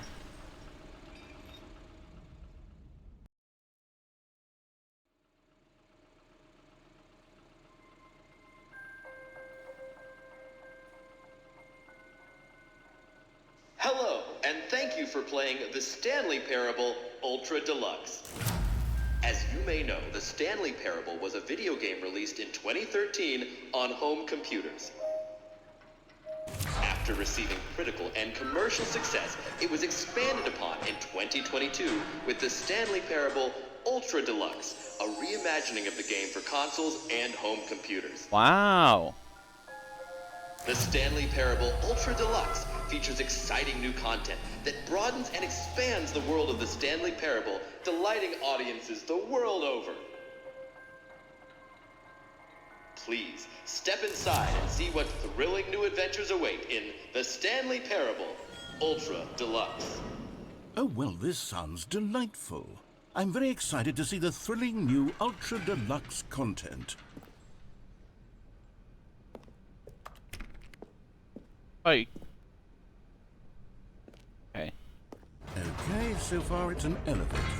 Now nothing special yet, but I'm sure it's just the beginning of a mesmerizing adventure. Is it broken? What's going on here? Should we be moving somewhere or... Oh, there we go. All right, finally, at long last, it's on to the new content. I've never been more ready. Let's do it. Yeah, we love new content. All my homies love new content. I have to say, initial impressions of Stanley Parable Ultra Deluxe, mostly tedious. It's as if, Oh, okay. Let's see the content. Give me the content, Stanley. Show me the content. All right, let's see. It's the jump circle.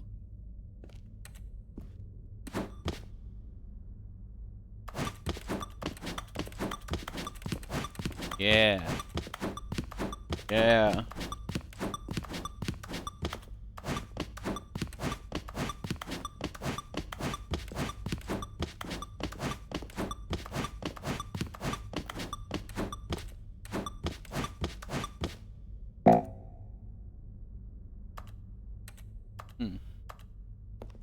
Okay. I'm out of jumps. Think I can buy it? more on the Surely that's not all the microtransaction new market? content. There has to be something else, right?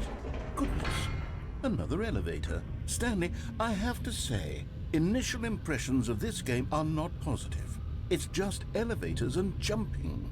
Is this what passes for exciting new content? If this is new content, then I could just read you the whole dictionary. There's 20 hours of new content right there. Hell, I could counter 30 trillion. You could put that on the box. The Stanley Parable Ultra Deluxe, now with over 1,000 hours of new content. And oh, wait.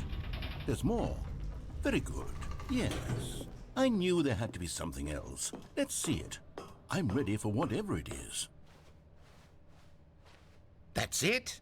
Oh, you've got to be kidding me. You see, Stanley? This is what happens when greedy video game developers with no respect for their fan base rush a cheap expansion to market for no reason other than to make an easy dollar. And don't get me started on the level of craftsmanship that's gone into it. In fact, I'm looking right now at the game's achievements, and it's hard to believe one of them actually says, "Test achievement, please ignore." What quality assurance department signed off on this? I'm infuriated and I'm offended, and I intend to find these people on Twitter and hold them personally accountable. It's my fault, Stanley. I built up too much anticipation around the new content, I'm afraid. It could never have lived up to such expectations. If you're still with me, why don't we just reset the game, and we'll try to get back to what the Stanley Parable is really about. No frills, no gimmicks. Just you and me having a great time together like always. What do you say, friend? I don't really get a choice.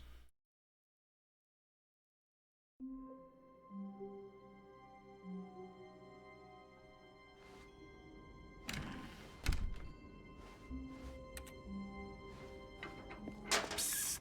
Stanley! Come over here! In the vent! I want to show you something! Okay, I guess I'll go in the vent. Good thing I don't have a Among Us noise.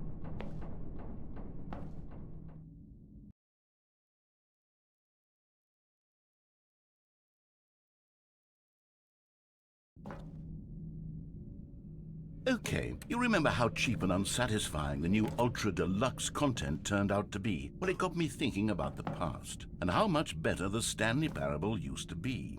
So I made something special and tucked it away here where the game's developers won't find it. Just our little secret. Take a look. Now I'm in Skyrim. The Memory Zone. It's where I've been storing all my favorite memories so I can relive the peak experiences of my life whenever I want. Experiences like the launch of the Stanley Parable on PC.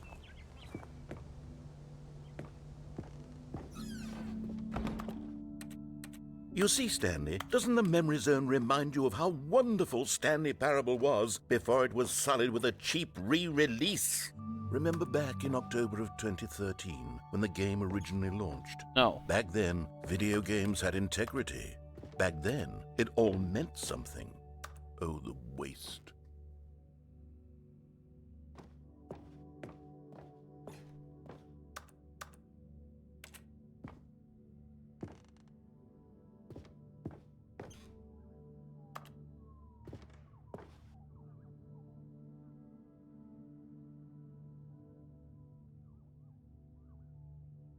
For conserved words.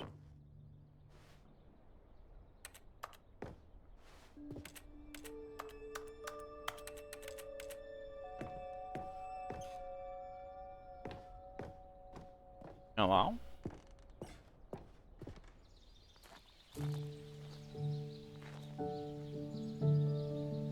Oh, Stanley. Je suis dans la mémorisation. And over here is where I keep reviews of the Stanley Parable. Like this stunning triumph of games journalism, 10 out of 10 from Destructoid.com. James Stephanie Sterling writes, and I quote, "Where so many games that aspire to be more than games end up less than any form of art, Stanley Parable strives and then succeeds to be every game ever created." Did you hear that, Stanley? Every game ever created. That's how grand and all-encompassing the original Stanley Parable was. It was literally every game ever created. It was Skyrim. It was Persona 3. It was all of them. And now... It was Persona nothing. 3. It's no games at all. It isn't even the Stanley Parable anymore. It's just a husk now. A lifeless husk with an hour of new elevator content.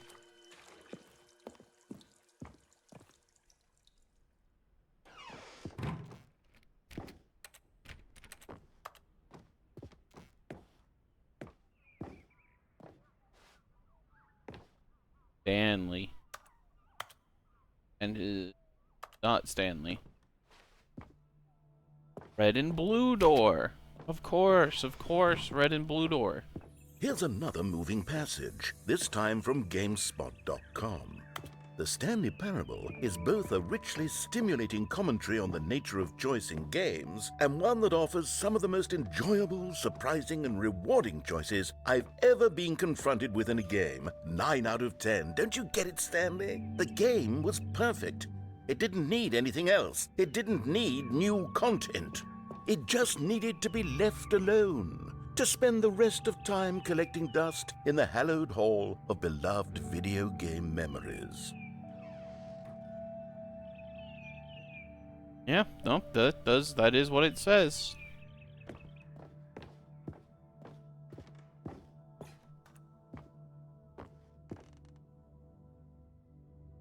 The serious room.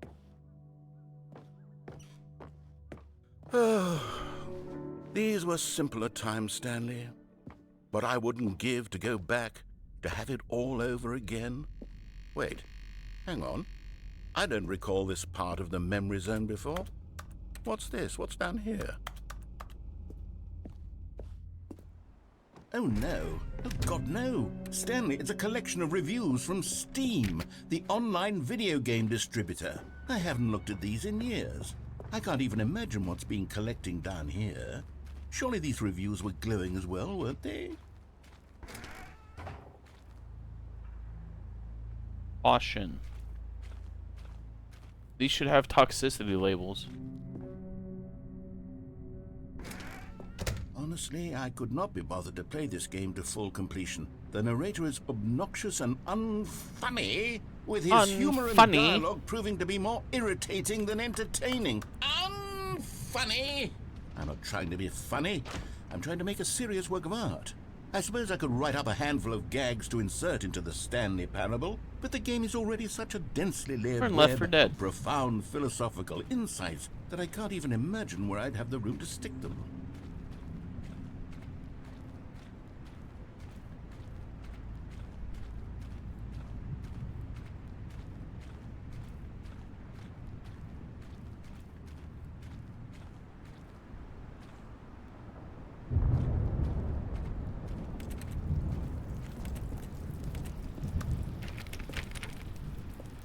Unfunny. Okay, let's see what this one says.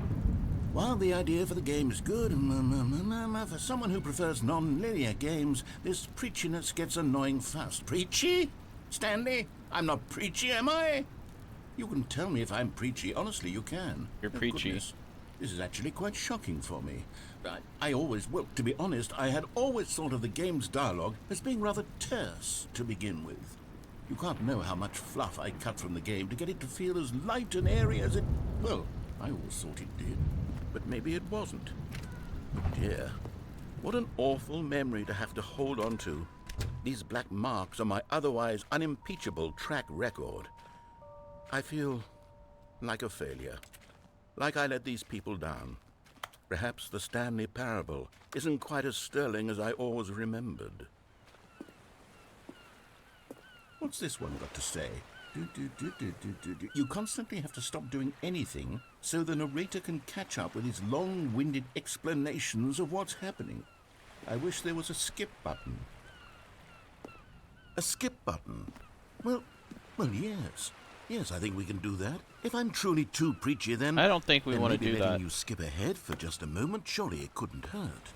Skip Not if it buttons means we can notoriously strike these dangerous. negative reviews from the record. Only positive reviews of the Stanley Parable.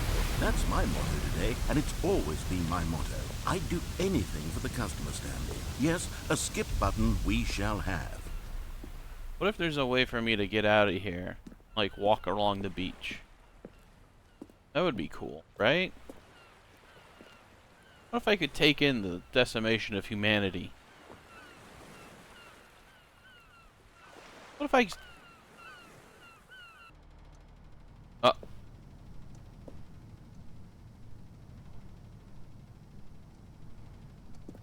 And here it is. Go ahead and give it a shot. I'll pop you forward in time so that the second my incessant droning starts to bore you, with just the push of a button, you'll have zipped right past it. It's what the players have been asking for, and I'm very proud to have delivered. No more listening to me rambling on and on and on. No. The Stanley Parable is a game for the people. And if the people want silence, then by goodness, that's what they're going to get. Well, don't sit around waiting for me to shut up. Go ahead and make me shut up. Here, we'll pretend that I've just begun an interminable monologue, and it goes something like this. The story and the choices, or what have you, and therefore, by becoming it is, so on and so forth, until inevitably... Oh, you're back, you see. You were only frozen in time for a few minutes, but it was plenty of time for me to deliver a long, rambling monologue full of unnecessary verbal flourishes and lengthy ruminations on the nature of choice in video games. Of course, I happen to believe it was perhaps one of my more profound such ruminations. Not that, of course, you need a description of it, but if I had to describe it, I'd say it was perhaps less of a rumination and more of a treatise. Or maybe a manifesto. I see. Look, yes. I'll outline it for you very briefly, and you can tell me what you think. Okay, so my theory is that any choice you've ever made is simply a series of choices made by the person who you are, or were, or will be at the time of having made said choice. That is to say, if by articulating a choice you've already made, you bring that choice into being, then by making no choice and saying nothing, are you not simply erecting in the sanctuary of time a monument to every person you've ever been, making every choice to which you've ever given your great gift of mortal and yet timeless thought? Or rather, do all of the choices you've ever made, in fact, make you more not this kind of person, and in fact do the very opposite? You see, it could in fact be both of these.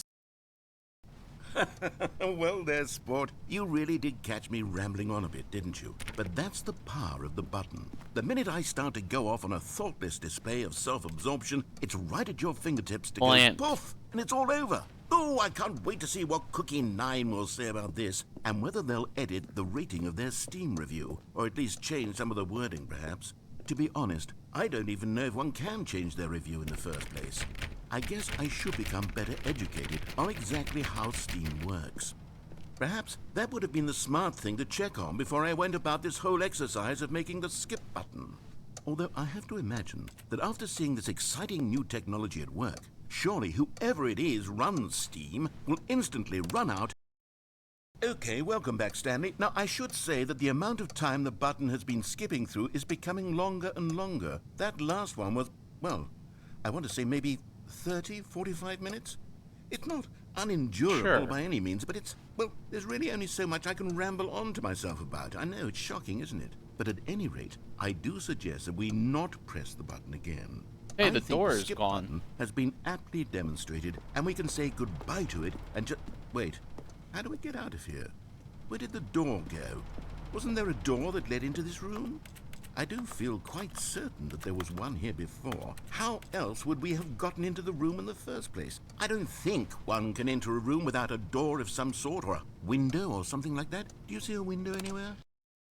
Stanley! Stanley, please don't push the button again. It's been 12 hours. You've just been frozen there. I don't know why the skips are getting longer, but they're really, truly getting longer, and my God, there's no Stop way out of yapping. the room. Stanley, the door is gone. It's completely gone. I've looked at it from every angle. I've checked every one of those... Oh, Stanley, you're back. You're back. Oh, my goodness. I have someone to talk to again. Stanley, I think it's been a week. Or 2 weeks. I've been sitting here all that time. Just sitting here. Not a single person to speak with. And you'd think that that's just how it's always been, right? Me talking and you saying nothing. Would you think that it's exactly the same as... Oh, hello. It's you. You're here again. Welcome. I have had time to think about you and about us and about everything we've been through. I've had so much time. I stopped keeping track after a year. Have you ever sat down in one place and not moved for one entire year? Let me Lock is describe broken. it for you. To begin with, there is only regret. There is only the turning wheel of missed opportunity. Okay, skip. I felt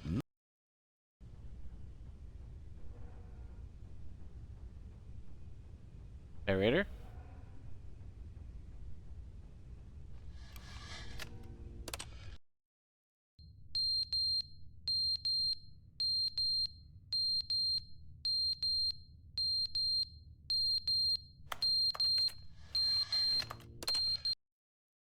But they didn't understand the game was never meant to be funny. It was meant to have a point. It was meant to speak to the human condition. But where are the jokes? Where are the jokes? They bemoaned, they screamed, they gnashed their teeth and said, entertain us. It wasn't enough. They had to leave a pathetic...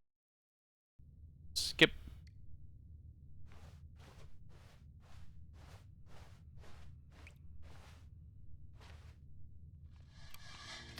Skip.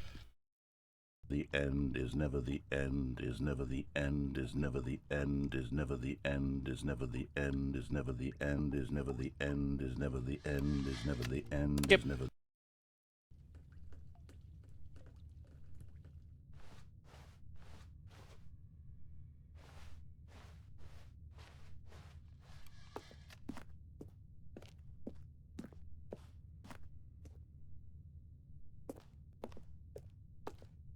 This place is elapsed into damnation. Hey, I'm free. No, wait. The wall is just broken. What broke the wall?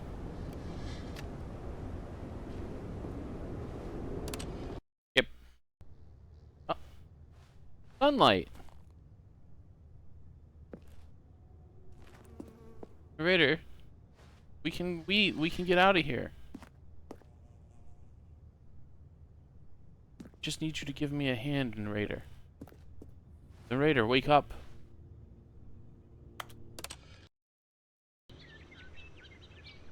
Ooh.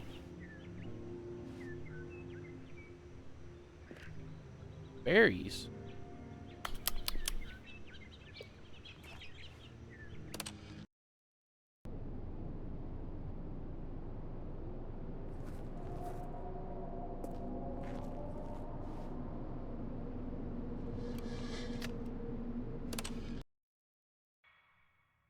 No?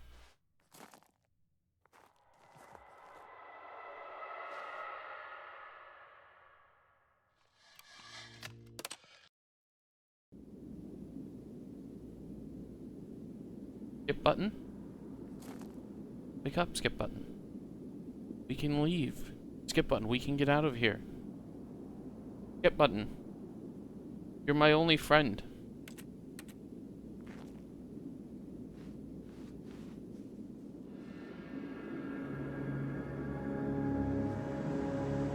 Goodbye, skip button. Vast bleakness of the unknown.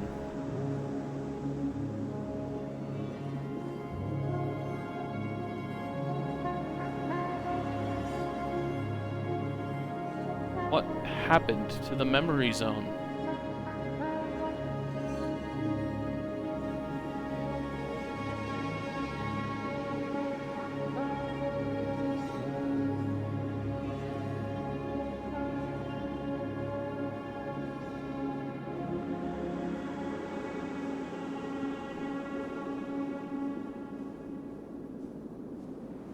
Oh.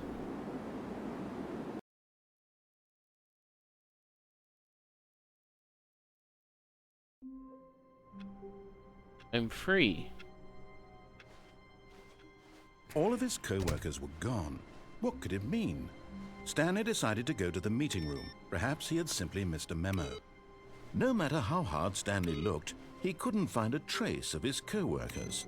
Turn off all those computers. We don't need to see those.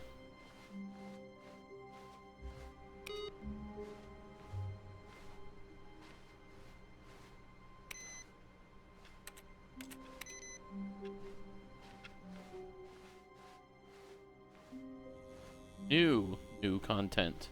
Oh, good. You noticed my sign. Yes, I have something very exciting to show you. Well, do I...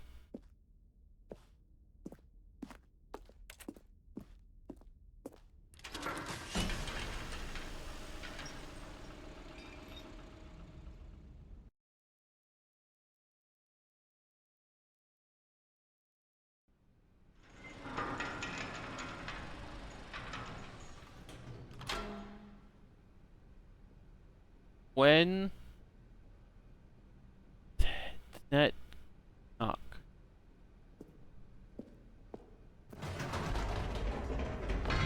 You see, Stanley, I've been reflecting on the Stanley Parable and about how roundly disappointing this ultra-deluxe version has turned out to be. The original Stanley Parable was a landmark, and any new content for it should live up to that legacy. So forget this ultra-deluxe nonsense. I say we take it one step even further. Which is why I'm very proud to announce for the first time ever, the Stanley Parable 2. Oh. Yes, you see, isn't this far superior to a measly re-release with a few minor additions? Think of all the new territory we'll cover Computers are with a updated. fully fledged sequel. An entirely new experience, built from the ground up. Why, there are so many possibilities. It could go in so many different directions. This is what fans have truly been asking for. Oh, can't get any drinks from the drink machine. Calling it the Stanley Parable 2 is just so much catchier than Ultra Deluxe, don't you think? Ultra Deluxe? What does it even mean? But the Stanley Parable 2, now that's an artistic statement right there. It's future-oriented. It screams progress and innovation and long-term franchising potential. 2 doors.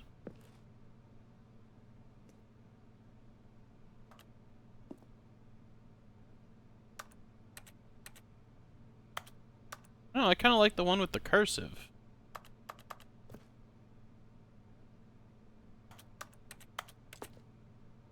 Why press these slides? Darn. Now, to be clear, I haven't quite nailed down what exactly the Stanley Parable 2 is going to be, but let's take a look at some of the features I've been developing for it. Scrum. I figure that if I can loosely organize a handful of interesting concepts, that surely the game will sort of naturally spring up around them. It'll all work Keep that for itself later. out. Game development is much more of a fuzzy magic than anything scientific or logical, really. Content. New features. 2. The number 2. It's notably higher than the number 1. Here we are. Go on, try out some of the new features. The button that says the name of the player. For the Stanley Parable 2, I asked myself, what do players really want? And of course, the first and most obvious answer is that they want to be individually recognized and validated as people. So with that in mind, my first addition to the game is this button which speaks the name of the person playing the game. Isn't that one? Sorry, I should have clarified. Right now, the button only says the name Jim. But of course, in the final game, this button will say your name, whatever name that is. Here, let's have you roleplay as Jim to I don't really wanna roleplay as simulate the Jim. full experience of this feature. Just play along. I promise you'll love it. Okay, here we go. Let's take a deep breath, clear your mind, forget whoever you are, and simply become a person named Jim. I want you to imagine yourself living as Jim, sleeping and waking as Jim, falling in love and being heartbroken as Jim, seizing all of the world's possibilities as Jim, and as Jim, watching your dreams crumble into dust. Do you feel it deeply? Are you... Jim. Whoa, hold on. I wasn't finished setting up the backstory. If you don't properly roleplay as Jim, then you'll never understand the impact of this button. Otherwise, it's just a stupid button that says somebody else's name. Okay, we're doing it again, and this time let me finish first. Now, allow yourself to become Jim. Jim. All right, fine, whatever. It's just a meaningless button that says Jim. Are you happy now? Get out of here. I'm done with this button. Why don't you go humiliate me in front of a different feature that I worked very hard on? Press it again. Jim. See, if you'd only played along, that would have been your name the button says, but no. Instead, Jim. I Jim. can't even think about Jim. it. I'm taking the Jim. Jim button Jim. away. Jim. Jim. Jim. Jim. Jim. Jim. This is truly the most heartbreaking thing that's ever happened in video gaming. We got rid of the Jim button.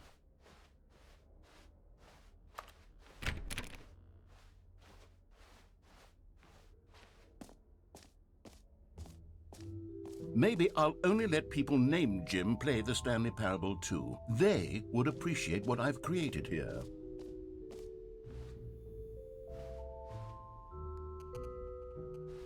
Please, no screenshots.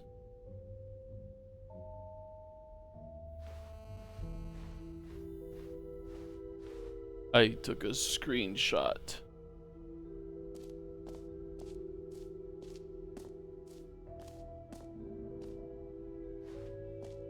Okay, I'll be honest, I haven't yet decided on this one. I think that in the new version, the office could use a bit of decoration, like balloons. But I'm undecided on Get Well Someday and Happy 12th Birthday. Which would you go with? You know, sometimes when you solicit another person's opinion, it makes you realize that you knew which one you actually really wanted all along. Happy 12th birthday, step-niece, it is. Or actually, maybe I should have gone with... No, I've made my decision, we're moving on.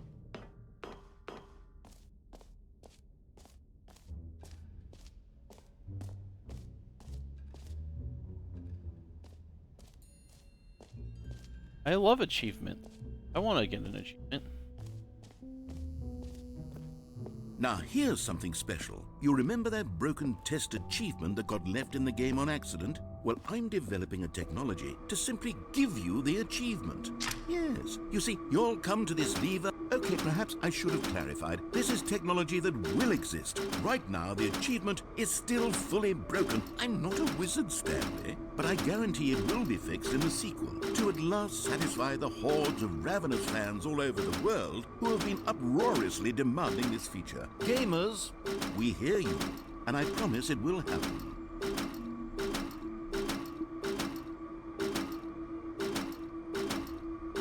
I feel like it comes down a little more every time. Or it's placebo.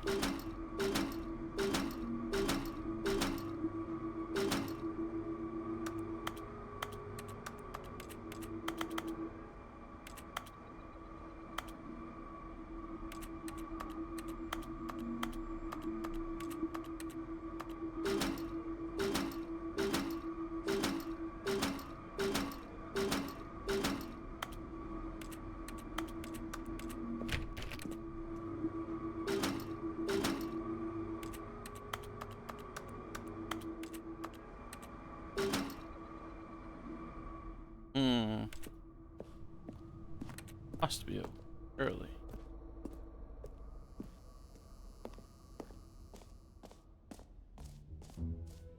What else? What other exhibits haven't we seen yet?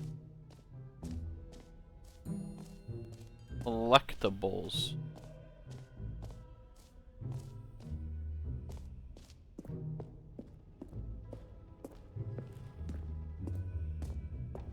Ah, collectibles. Now it's a real video game. In the Stanley Parable 2, you'll run around gathering up these miniature Stanley figurines. And what's truly innovative is that there will be no reward for collecting all of them. I don't want to stifle the intrinsic joy of watching a number go up. You simply collect all of them, and then you move the hell on with your unremarkable life.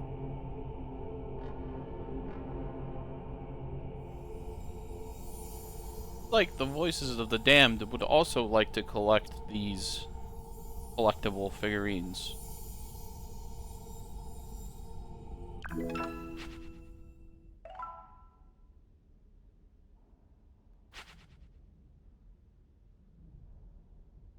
Sorry, Voices of the Damned, but it's mine. I saw it first. God, it really is the worst when you collect everything in a video game and then they give you a big fancy reward for it. Absolutely tragic. The bucket.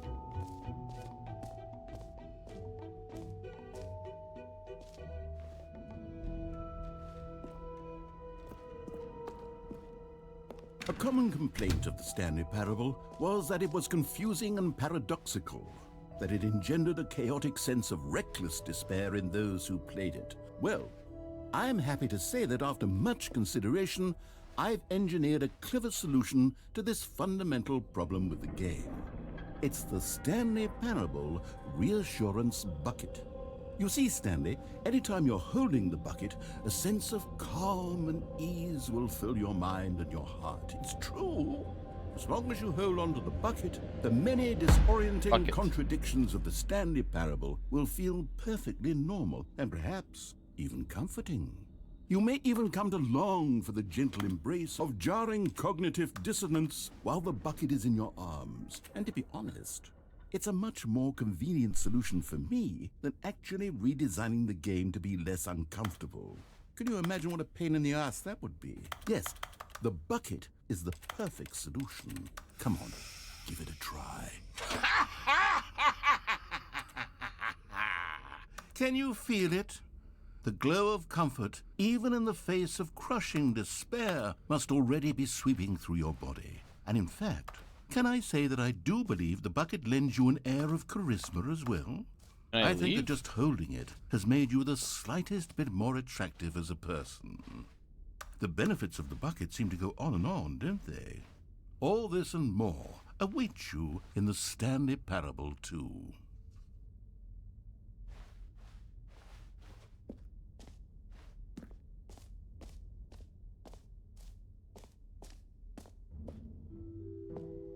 Does anyone give out awards for most enjoyable bucket in a video game? That really should be an award if it isn't already. Hey, this sign is lying. That's the button that says Jim.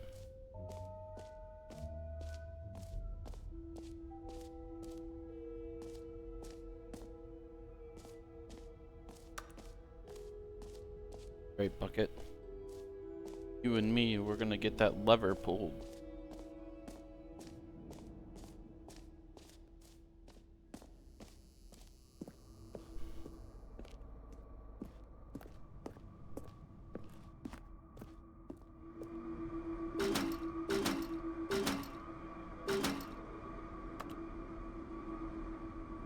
Never mind.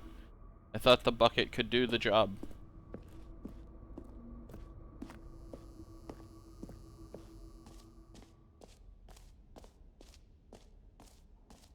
The jump circle. But I don't have any jumps left. You know what? Let's bring the jump circle back for Stanley Parable 2 as well. It's... Oh, wait. You already spent all your jumps the first time we saw the jump circle. Oh well. I suppose it can just be a nice decorative piece then. But I want to jump. Can't do this to me.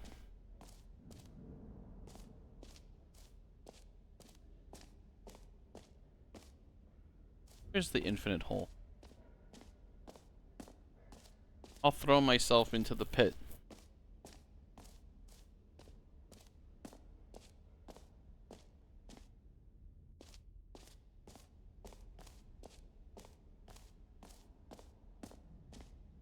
Place for all chatters. Stanley, here's an idea that I'm truly fond of. It's never been done before in a video game. This is, in fact, a hole that you can fall down forever. That's right. Infinite falling. You can fall until the end of time, if you like. A stunning leap forward for video games as a medium. You see, isn't it wonderful? One of my more ingenious concoctions, if I do say so. Now then, since you've gotten to see the infinite hole, you can press the teleport button to pop back up to the top, and we can continue onward. Now, I don't mean to be a bummer, but I do recommend you use the teleport button to go back to the top. Maybe do it on the sooner rather than later spectrum of things. I'll do it when I can't see the hole anymore. Okay, Stanley, I don't know quite how to say this tactfully, but it's possible that I slightly exaggerated the infinite nature of the hole. Is it a very, very deep hole? To be certain it is. It's an extremely deep hole. I don't want anyone to say that it isn't an astonishingly deep hole. It is. Is it infinite? Well, that sort of depends on your definition of infinity. From one perspective, the infinite is merely philosophical in nature. It's more of a... Okay, well, good for you. You found the bottom of the hole. You found me out, Stanley. I'm a liar and a cheat, and you're so clever. Look, I think the issue here is just that you're unusually fascinated by falling. What normal person actually wants to fall infinitely? Me. I figured the hole was as deep as anyone would actually need. Don't you put this on me. Maybe you're the problem.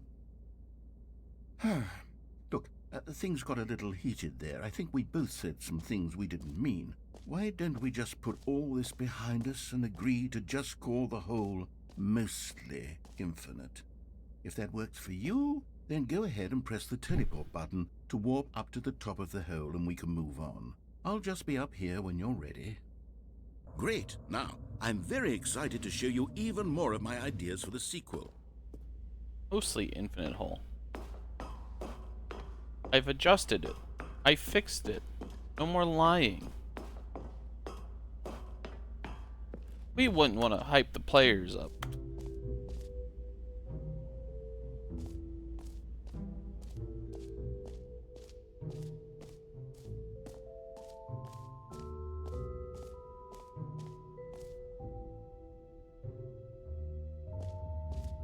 Well, I guess I'll leave then. I'm allowed to have chest achievement, please ignore. Jump circle, map, free achievement, button, merch. Settings world champion. Whoa, whoa, hey. Champion. In front of Z.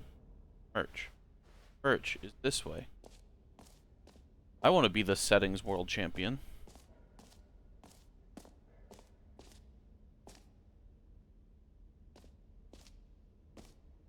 Merch.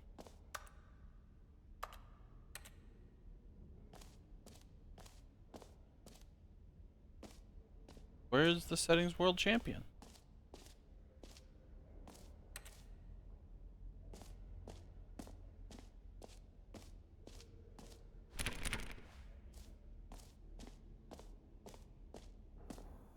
One is set.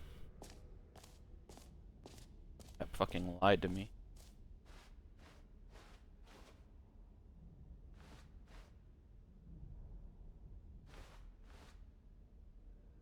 I guess it's time to move on.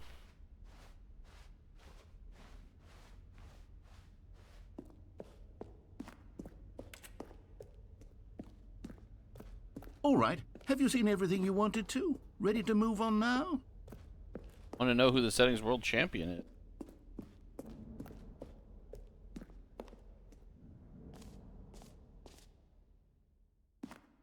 So, Stanley, what do you think?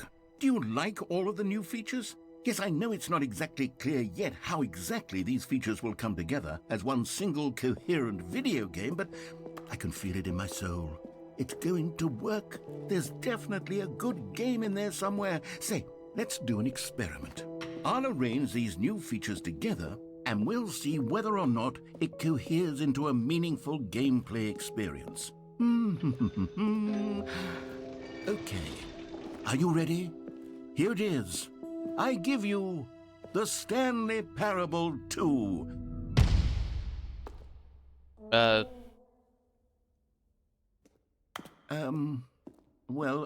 mean, there's potential here, right? It's sort of... Okay, never mind. I need to... Hold on. How do I get Let down me there? do a different arrangement. Okay, yes, this is much better. I feel good about this. Here we go. Version 2. Who am I kidding, Stanley? This isn't a coherent video game at all. It's a lot of gags. I'd And I play do it. very much enjoy creating gags, but they don't add up to anything. I wanted more than anything to create a sequel that would capture all the magic of the first game. I wanted fans to love it. No matter how good these gags are, they won't stand on their own. They would need the structure and the gameplay of the original. Wait, maybe that's it. I can take the original Stanley Parable and simply, well, insert a few of my new features into it. Tastefully, of course. With respect. With care for the vision and integrity of the original game. Hey, as long Would as it I've got the possibly bucket. work? I suppose it could, but it would need a really, really tremendous title screen. A title screen that says with bold and uncompromising conviction, "This is the Stanley Parable 2." Let me see if I can whip something up. All right, perfect. Go ahead. Take a look. Wow. The Stanley Parable 2.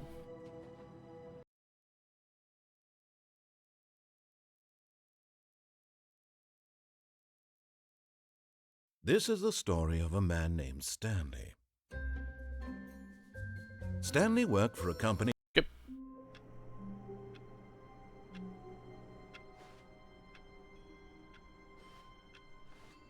All of his co-workers were gone. What could it mean? Stanley decided to go to the meeting room. Perhaps he had simply missed a memo. Ah, bucket. Stanley picked up the bucket.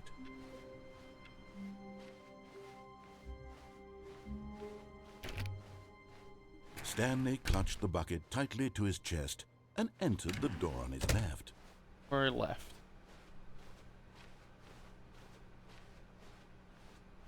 Still no one was here. Stanley needed the bucket's warmth and comfort now more than ever. Perhaps his boss's office... Oh, Stanley, can you feel it? The broom closet. It wants the bucket. You can feel that, can't you? The aura of jealousy. It's as clear as day. This broom closet believes it deserves the bucket. I can really feel it now. It's a bucket. It belongs in a broom closet. That's what the broom closet is trying to say here. It's supposed to go with the other cleaning supplies. Good for you, Stanley. Don't give in. Don't hand over the bucket.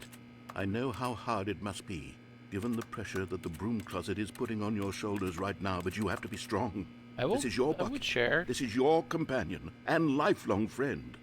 You can't hand it over. Oh, no.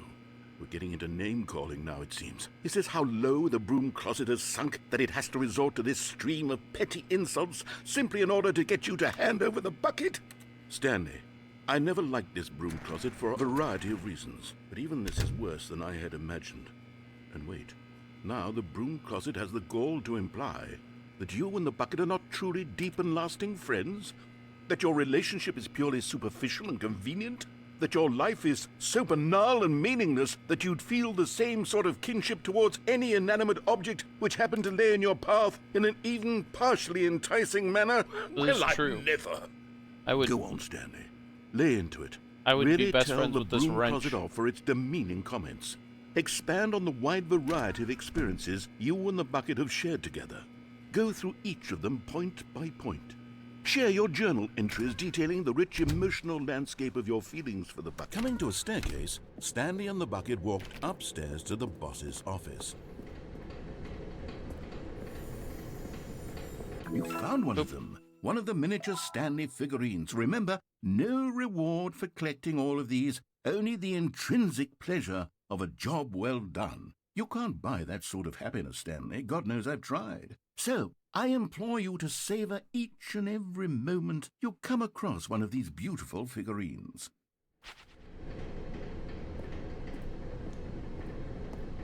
But Stanley just couldn't do it. He considered the possibility of facing his boss, admitting he had left his post during work hours. He might be fired for that. And in such a competitive economy, why had he taken that risk? All because he believed everyone had vanished? His boss would think he was crazy. And then something occurred to Stanley. Maybe, he thought to himself, maybe I am crazy. He looked down at the bucket in his arms. Am I crazy? He asked the bucket. The bucket returned his gaze, but said nothing at all. That's strange, Stanley thought. Usually the bucket is a source of guidance and wisdom for me in difficult times such as these. He held the bucket close, yet felt none of its familiar reassurance and comfort. And that's when Stanley realized, this isn't my bucket. It's just a normal, everyday bucket. Someone else's bucket, perhaps. How did I end up with someone else's bucket? This is all terribly wrong. Surely no good would come from this. Who knows what sorts of bizarre hallucinations Stanley might experience without the psychologically grounding presence of his bucket. And indeed, now he noticed that the rooms were repeating, which was, of course, very odd. And now he felt himself floating off the ground. Oh, gracious, he exclaimed. Without my bucket, I've gone truly mad. Where is it? I must find it. Far off in the distance now, he heard it, calling to him. Stanley! Stanley, it's me, the bucket. Could it truly be? He rushed forward from room to room, passing by one bucket after the next. None of them were his. None of them were his special bucket. Come to me, Stanley. Find me. He had to find the bucket. He had to return to his old friend. It was the only way to truly restore his sanity. And then suddenly, he froze dead in his tracks. He knew where the voice of the bucket had been coming from. The real bucket was inside of him all along. It was incredibly painful. Stanley doubled over in agony and blacked out. Oh. This is the story of a woman named Mariella. Mariella woke up on a day like any other. She arose, got dressed, picked up her bucket of comfort and security, and walked to her place of work. But on this particular day, her walk was interrupted by the body of a man who had stumbled through town, talking and screaming to himself, and then collapsed dead on the sidewalk. Well, he doesn't have his Right away, bucket. she knew what the problem was. This man had no bucket. Of course he'd gone mad, ranting and raving about a narrator describing all of his actions and how everything is predetermined and free will is an illusion and it's all just a video game. It could all have been prevented if only he'd taken his bucket with him. Only Perhaps we he had didn't even realize bucket. he'd forgotten his bucket at home in the first place. How cruel the world can be, Mariella thought, and she hugged her own bucket even tighter. But of course, she had no time for this.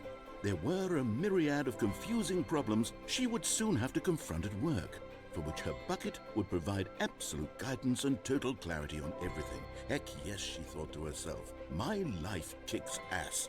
And she backflipped all the way to work. It's too bad they didn't animate that. I want a backflip button.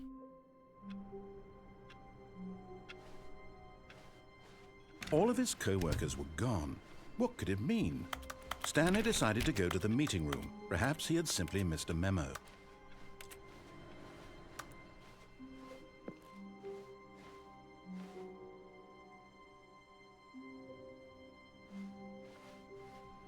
Bucket. Stanley lifted the bucket into his arms, and a wave of comfort rushed over him.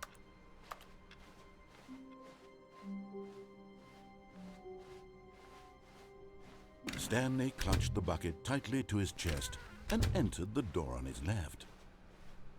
Bucket, maybe you and me, together, we can defeat the mind control.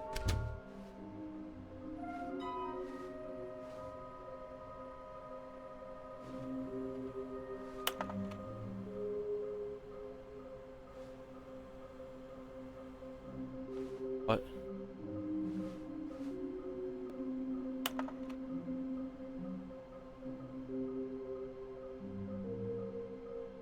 Maybe we are the collectible.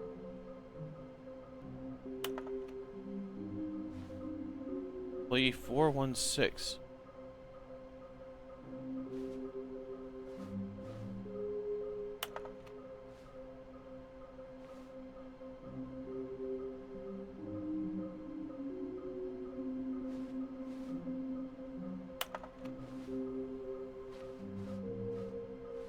A large room. Red and blue. A fireplace. A private but smelly place.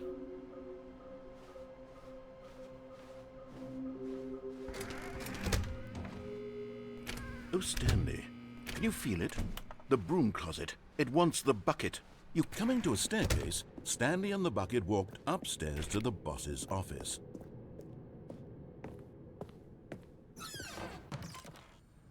Another miniature Stanley figurine. This, there really must be a snappier name for these things. What about mini-stands? Stanley figs? What about Stanlerines? Yes, I think I like that. Another Stanlerine under your belt. I don't have a belt, narrator. In fact, I don't seem to have legs. Hands. I have nothing.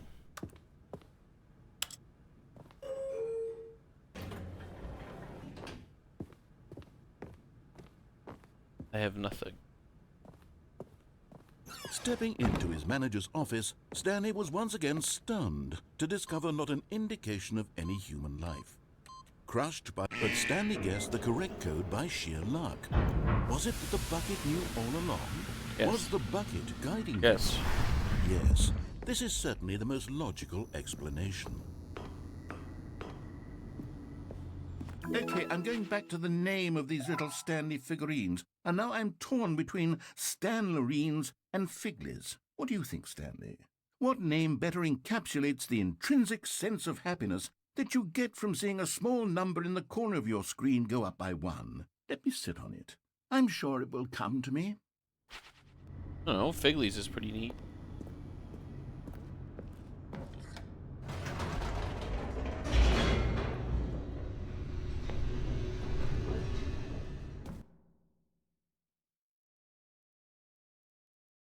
With a bucket, The elevator raced downward, I can do so many plummeting things. towards an unknown fate. It would be all Stanley could do to keep himself together, if not for the bucket. Soothing him, comforting him, reassuring that in this darkest moment of uncertainty, he would be all right. The bucket is here for you, Stanley. Everything will be fine.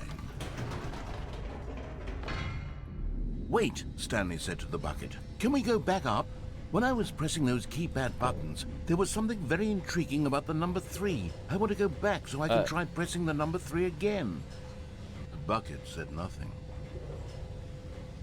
Hello? I fell again?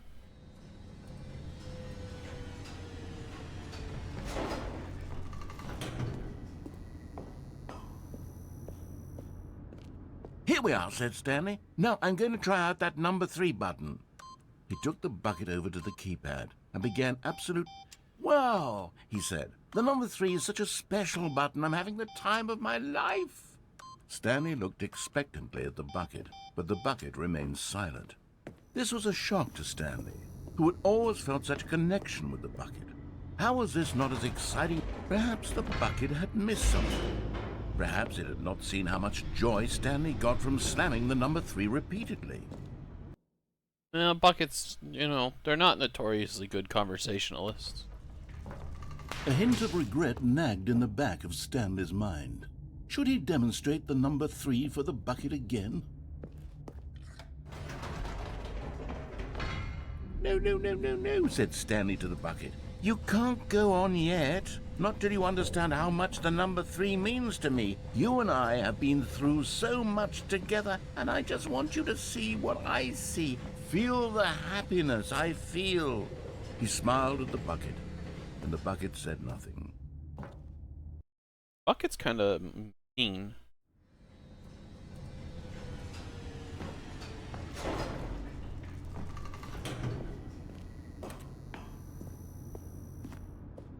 Here we go, said Stanley. This time I'll really show you. He ran to the number 3 and began to wail on it like a musician on a beloved instrument, weaving a concerto of truth and passion. He wielded the number 3 like a fine artist would wield a paintbrush. He told stories through the number 3, stories of his dreams and hopes and fears. And the whole time, he looked to his bucket for a reaction of some kind. Anything to let him know that the bucket appreciated what he was doing. The bucket conveyed absolutely nothing at all, only silence. Crushed by a wave of dejection, Stanley returned to the elevator. Oh. Okay. We don't like the number 3 in this household. Never have. Stanley and the bucket were so close. They'd always been there for one another. Why suddenly could the bucket not connect with this passion of Stanley's? The question caused Stanley to ruminate the whole way down the elevator. He knew that there must be a way to get through to the bucket, to communicate fully with his dear friend. Surely there was a solution, mustn't there be?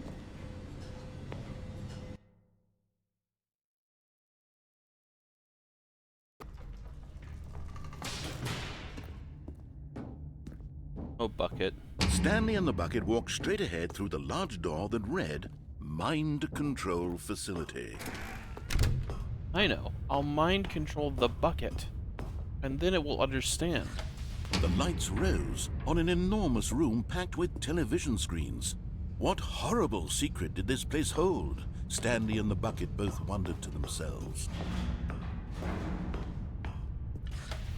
The monitors jumped to life, and Stanley nearly dropped the bucket in shock. Everyone in the office was being videotaped, monitored like guinea pigs. The bucket had never seen anything like this, and it very nearly burst into tears as Stanley cradled it gently, reassuring it that everything would be fine.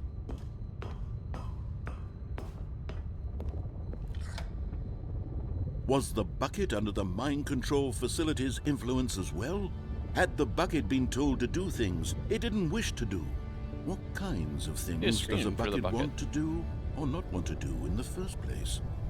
These questions raced furiously in Stanley's feeble mind. No! He screamed into the bucket. He couldn't accept it. His own life in someone else's control, never! He squeezed the bucket tighter. His one friend in the entire world. At this point, he could trust no one except for the bucket. But here was the proof. The heart of the operation. Controls labeled with emotions, happy or sad or content. Walking, eating, working, all of it monitored and commanded from this very place. And as the cold reality of his past began to sink in, Stanley decided that this machinery would never again exert its terrible power.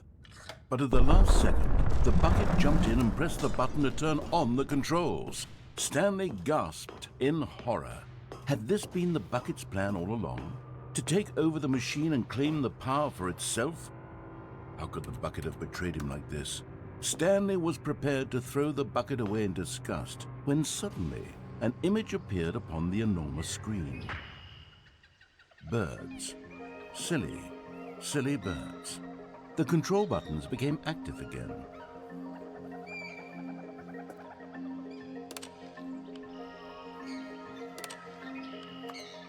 Stanley flipped through one video of silly birds after another, and then it dawned on him. This wasn't a mind control facility at all. It was a facility for monitoring and surveilling silly birds all over the world. The mind controls were only a facade to disguise its true intentions.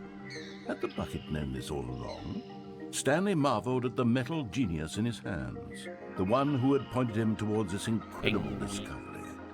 Stanley and the bucket never found freedom because they spent the rest of their lives here in this place, flipping through live streams of the silliest birds imaginable. Of all the possible paths his life could have taken, this one was surely the best. And Stanley was happy.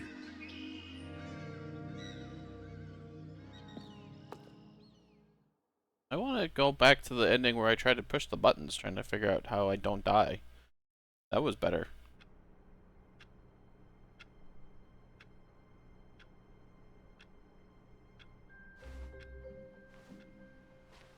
A soft wind blew outside and perhaps rain started, and if it did, it stopped shortly after. Stanley hoped that he would one day see weather. I saw weather in the memory zone. Rained. The confusion and the chaos all seemed to melt away as Stanley embraced the bucket.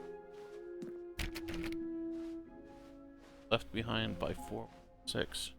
Stanley clutched the bucket tightly to his chest. This was not the correct way to the meeting room, but Stanley had felt the bucket calling to him, telling him that the employee lounge was simply the place to be. And here it was. Had the bucket turned out to be correct? Was this... No, never mind. The bucket was wrong.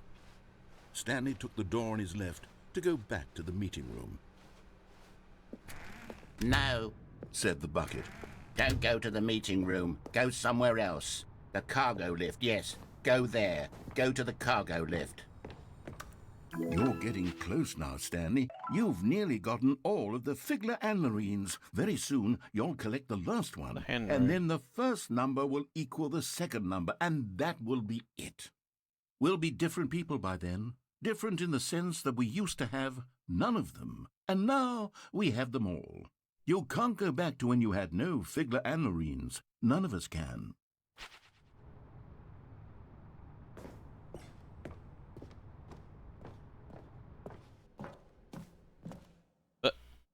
Okay. Hello?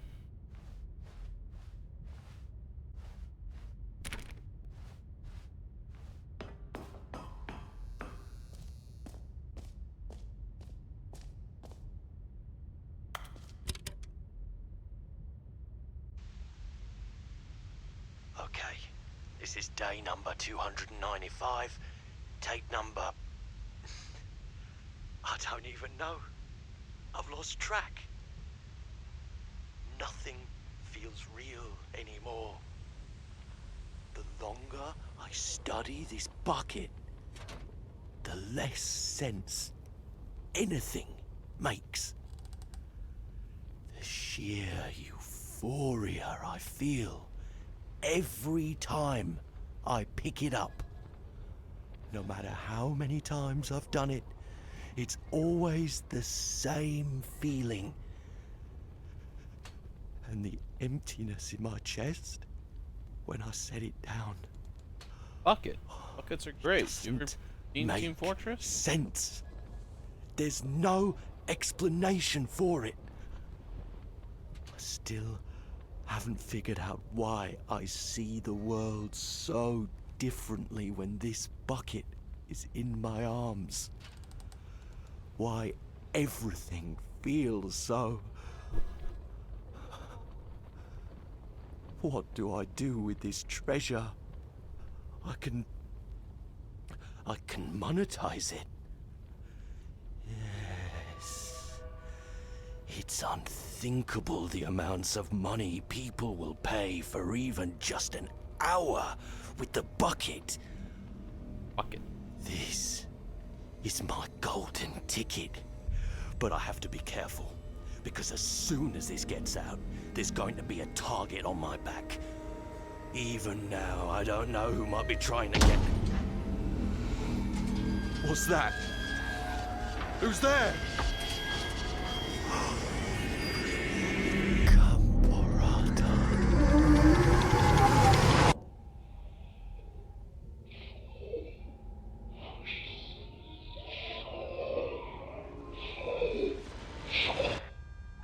Bucket.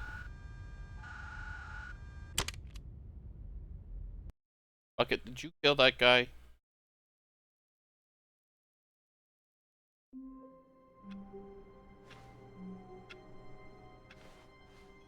All of his co-workers were gone. What could it mean? Stanley decided to go to the meeting room. Warmth spread through Stanley's arms. With the bucket in his arms again, he was home. Stanley clutched the bucket tightly to his chest. This was not the correct way to the meeting room, but Stanley had felt the bucket calling to him, telling him that the employee lounge was simply the place to be. And here it was. Had the bucket turned out to be correct? Well, no, never mind. The bucket was wrong. Stanley took the door on his left to go back to the meeting room. No, Said the bucket. don't go to the meeting room. Go somewhere else. A cargo lift, yeah, good, Said the bucket. Now ride the lift all the way to the top. There's something up there I need you to do. Stanley did not question why or how this bucket was speaking to him. It should have alarmed him, of course, because buckets can't talk.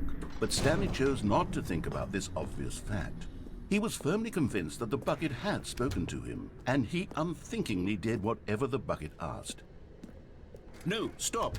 Look there on the wall. You see, there's a sign right there. It says, "No buckets past this point."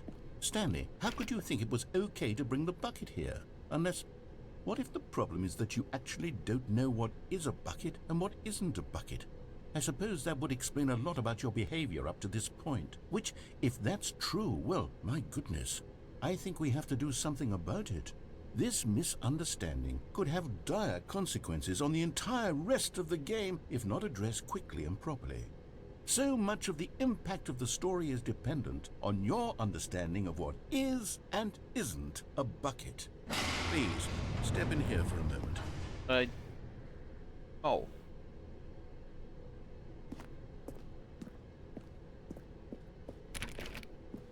No.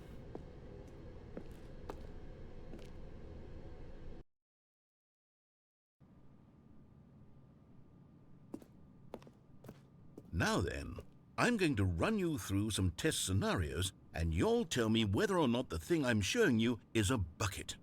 Simple enough, right? This should tell us everything we'll ever need to know about what is or is not a bucket. Okay, let's begin. Item 1. Is this a bucket? Correct. It is a hologram of a bucket, not an actual bucket.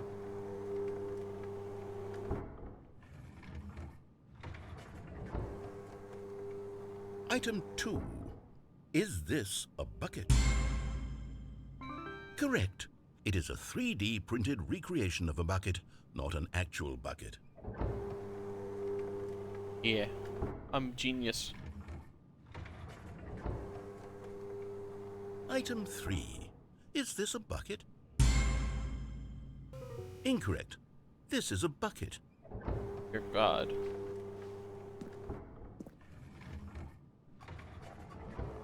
There's more? Item 4. Is this a bucket?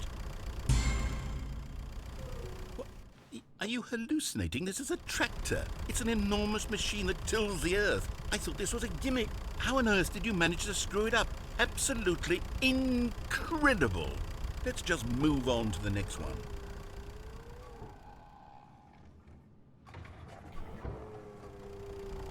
Is this a bucket? Correct. This is a bucket. Yes, I've gaslit the narrator.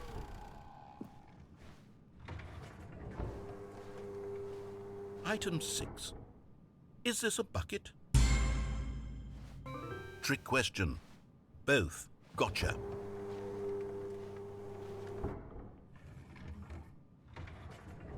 Item... Wait, hold on. I can't find the next one. Let me see. It should be around here somewhere.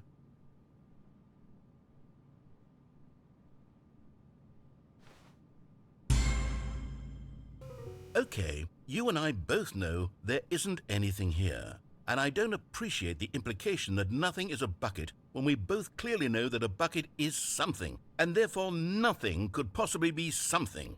Unless, in your twisted mind, have you somehow convinced yourself that a bucket is nothing? Answer me straight, Stanley. Do you believe that nothing is a bucket? You know what? I'm too confused to even sort it out. I've lost all sense of perspective. What is a bucket? What I've isn't done a it. bucket? I've Mere broken moments him. ago, I could answer these questions with confidence. And yet now I'm somewhat adrift. Do any of us know what a bucket is? Am I a bucket? Stanley, I can't keep doing this. I'm losing myself, and myself was all I ever had to begin with. I'm afraid the bucket is threatening to tear our relationship apart. I can't have that. I'm sorry. But I'm going to erase all buckets from the game entirely. Okay, here we go. Oh. My bucket. What happened? Is everything gone? Why did everything disappear? Wait, was everything a bucket? Every single Yes. thing in the game was a bucket? Yes, it was all a bucket. Oh my God, I had no idea. How could... Except me. I'm not a bucket after all. And you, Stanley, you're still here. You're not a bucket either. Oh, this is wonderful news. We're not buckets. Yes, I actually feel much more at ease right now. It's delightful to get some clarity on that issue, but it doesn't change the fact that we haven't got a game. So, tell you what, I'll reset everything and we'll put back all of the buckets, okay? And we'll know that it's all a bucket. But if you run into anyone else, maybe don't mention that. Who knows what that information might do to a person? All right, here we go.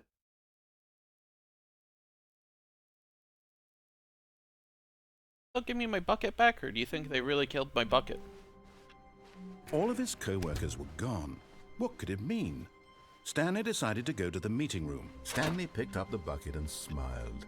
He'd never be alone again, not truly alone, not with the bucket around. Stanley clutched the bucket tightly to his... This was not the correct way to the meeting room, but Stanley had felt the bucket calling to him, telling him that the employee lounge was simply the place to be.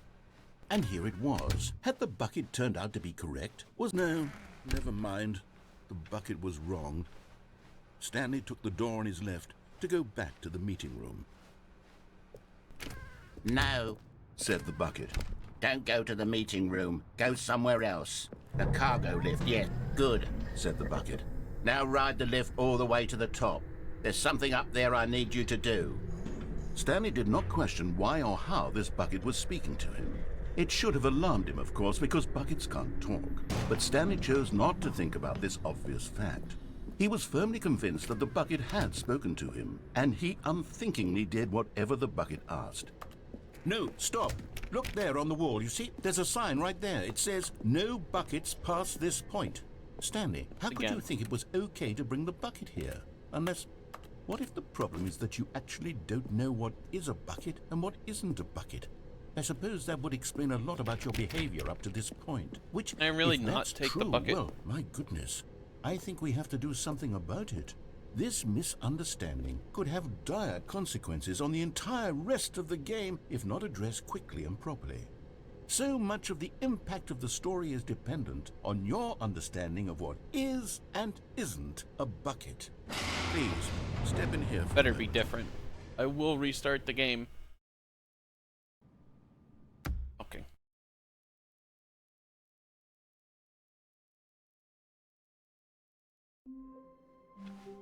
How wonderful. Stanley was alone. Finally. This is great, he thought to himself. This is what I've wanted all along. I got what I wanted. When Stanley came to a set of two open doors, this was not the correct way to the meeting room, and Stanley knew it perfectly well. Perhaps he wanted to stop by the employee lounge first, just to admire it. It was okay.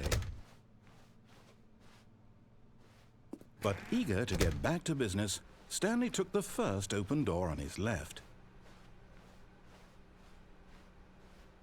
Stanley was so bad at following directions, it's incredible he wasn't fired years ago. Look, Stanley, I think perhaps we've gotten off on the wrong foot here. I'm not your enemy, really, I'm not. I realize that investing your trust in someone else can be difficult, but the fact is that the story has been about nothing but you all this time. There's someone you've been neglecting, Stanley. What?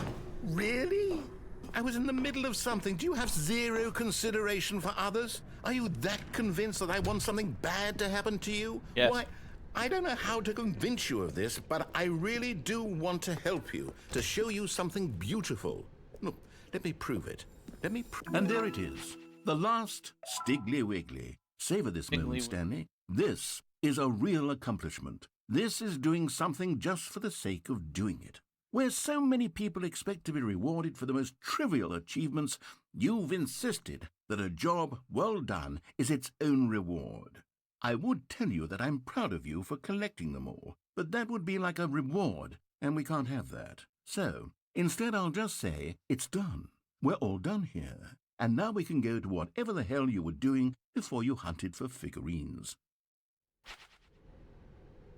Now listen carefully, this...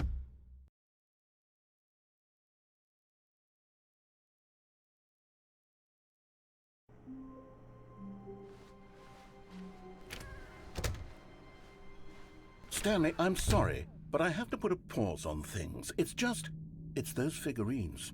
Those figglers. I haven't stopped thinking about them since you nabbed every last one. Wasn't it just the most intrinsically fulfilling moment of your entire life? Didn't it fill you to the brim with inner richness? Not really. Yes, I know we're supposed to be telling a story, but won't you please indulge me with one more trip back to the memory zone? I would love nothing more than to revisit the figurines. Just one more time. Lucky Imson. I want the bucket.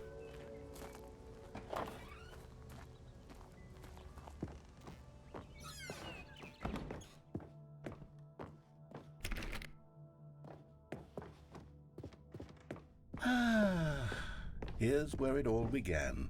The first collectible. Back then, we had no idea of how many of them we'd find. Sure, it said 6 right there on the screen, but how could we know for certain? We were so innocent. We'll never be like that again, Stanley.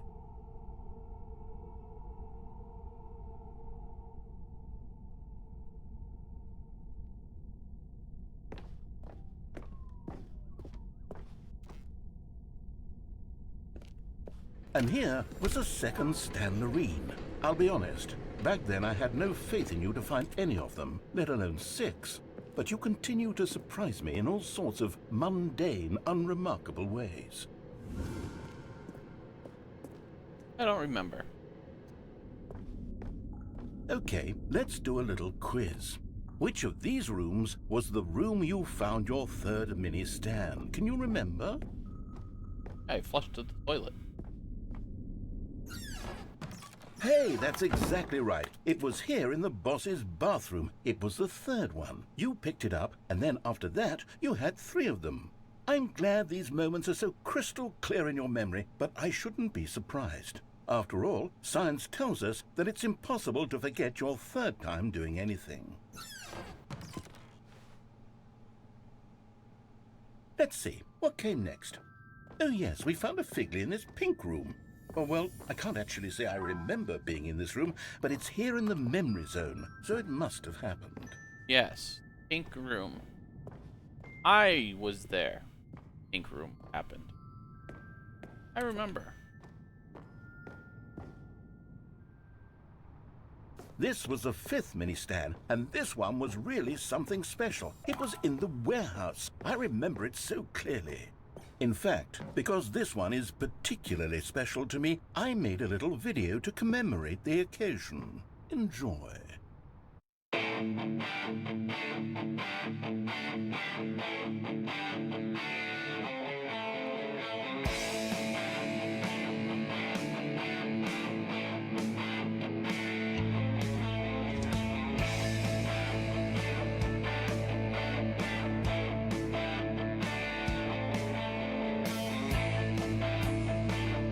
I remember.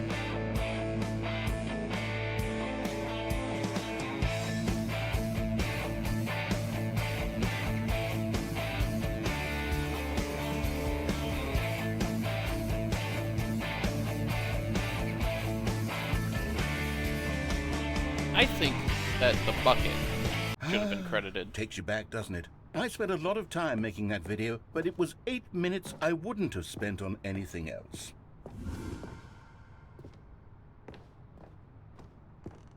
Yeah.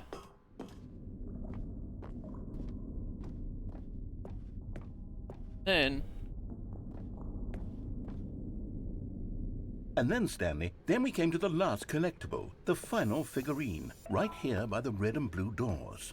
This memory is the most distinct and clear in my mind, perhaps because it was the one that happened more recently than all the others. Who can truly say how the mind works?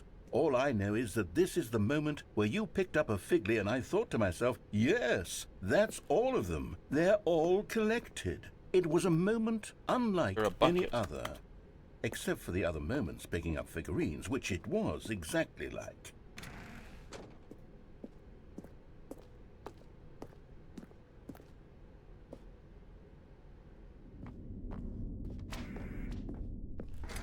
And then there was no more, because we've caught up to the present moment. Nothing left to do but move onward into the future. Goodbye, Memory Zone. Okay, goodbye, memories. I have all 12. No, I'm not done. I'm not ready to move on. Stop the loading screen. Isn't there some way we can stay here, keep enjoying these figurines? Let's just go backwards. We'll do the memory zone again from the opposite direction. See how that feels. Okay. Okay, yes, the room with the red and blue doors. I remember this. I must say, of all the figurines we looked at in our initial tour of the memory zone, this one is the most distinct and clear in my mind. Let's keep going, I want more. And here's where I made that video. Don't you remember the video we watched? Watch it again. Yeah. Yes, I love that video.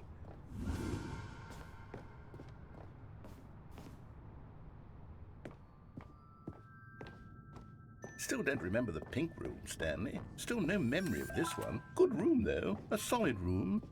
Got a big apple. That's decorative.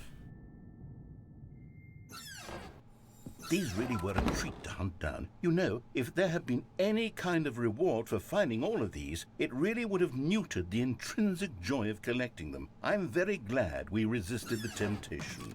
Next one.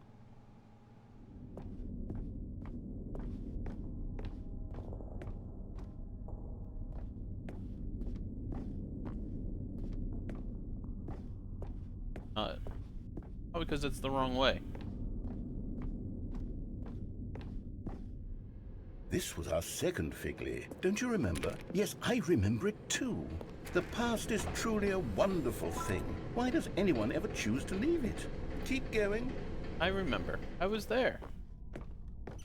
Here's where the the screens very of the first dam one we found try to in capture the exhibit where I introduced you to the Figlerines. Oh, I want more memories, Stanley. I want to keep going. What else is there? What came before this? The thing.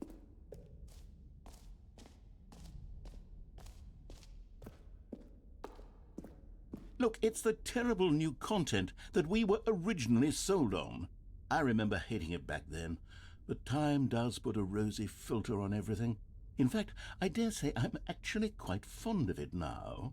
Look how much fun the past is. I want more. More memories. Why don't you restore my jumps? Imagine how much more fun we could have if I could jump again. Remember jumping? I remember. Oh, yes, the two doors. Who could have forgotten that? A classic memory, this one.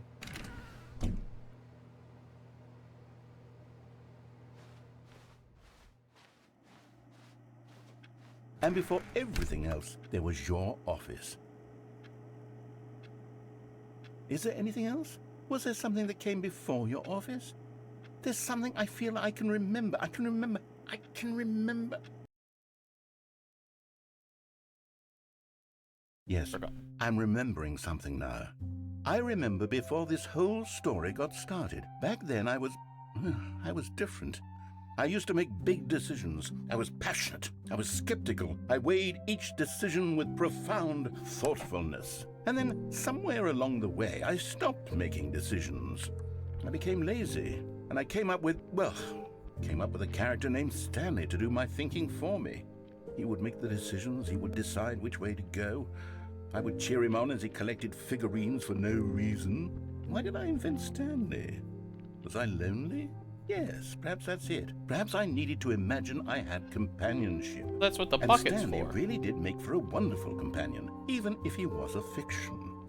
But I suppose it's grown old. I want to think for myself again. I want to go back to how it used to be. Yes, I can be on my own again. I can do it. I'll be stronger this time. I'll take care of myself. I don't need Stanley anymore. Oh, but he truly was so much fun to play with.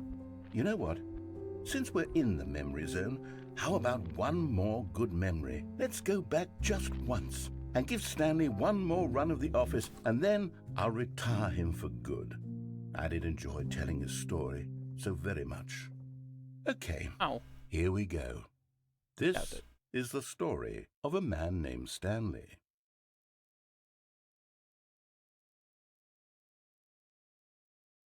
Well, I bet that this is not the last tour of the office. Just a step through this door, Stanley thought to himself, that's all I need. If I can make it through this door, I can make it through them all. Bucket. The good old bucket. Just Stanley and the bucket, off on another thrilling adventure together.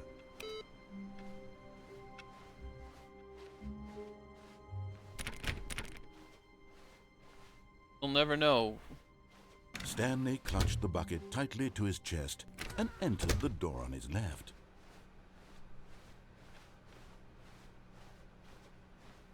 Still no one was here. Stanley needed the bucket's warmth and comfort now more than ever. Perhaps his boss's office was where he'd find answers. Oh, Stanley, can you feel it? The broom closet. It wants the bucket. You can feel... Coming to a staircase, Stanley and the bucket walked upstairs to the boss's office. Yeah, whatever. I'm going, don't even worry.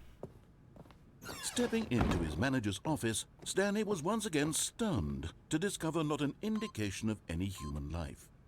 Crushed by the weight of this revelation, Stanley may have broken down into an emotional dumpster fire if not for the soothing presence of the bucket. But Stanley guessed the correct code by sheer luck. Was it that the bucket knew all along? Was the bucket guiding him? Yes, this is certainly the most logical explanation.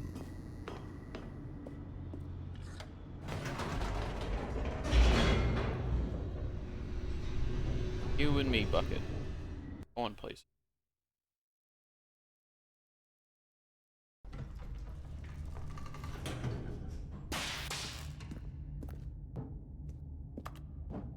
Stanley and the bucket walked straight ahead through the large door that read, Mind Control Facility. Although this passageway had the word escape written on it, the truth was that at the end of this hall, Stanley and the bucket would both meet a violent death. The door behind them was not shut. Stanley and the bucket still had every opportunity to turn around and get back on track. At this point, Stanley and the bucket were knowingly walking forward into a very painful death for each of them.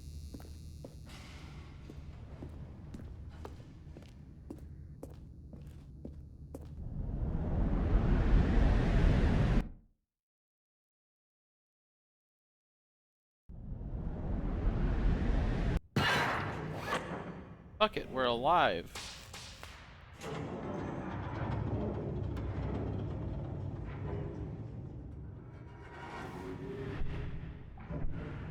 As the machine whirred into motion and Stanley and the bucket inched closer to their demise, Stanley reflected on how meaningless the bucket's warmth and comfort had turned out to be. Hey, that's to be rude. sure, it puts the mind and the soul at ease to embrace the bucket. But what use is a sense of ease when you're about to be crushed to death? This is what Stanley thought to himself, and he sort of kicked himself for wasting so much time carrying a bucket everywhere. Farewell, Stanley. We're alive, bucket, we're alive. Farewell, Stanley, cried the narrator, as Stanley and the bucket were led helplessly into the enormous metal jaws. In a single visceral instant, the bucket's life came to an end, as it was crushed violently to death.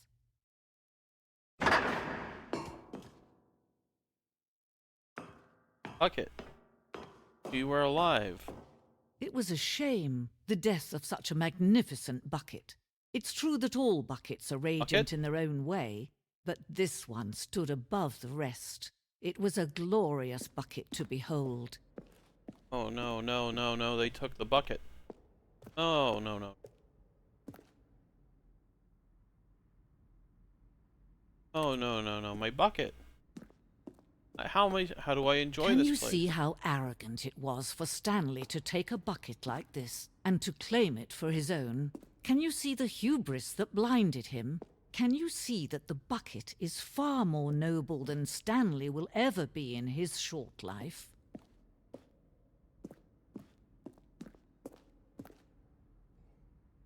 Bucket. I need a bucket. I can't. God. Keep drawing. No man can own a bucket, and certainly not a bucket as dazzling to behold as this one. It is man who should kneel before the bucket. Bucket.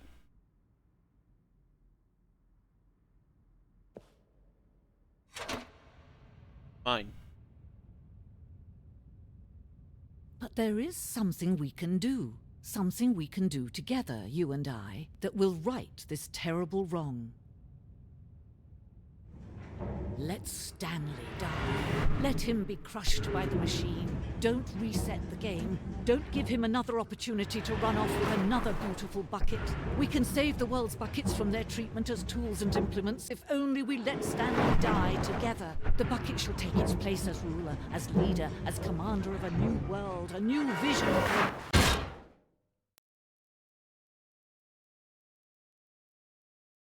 Bucket.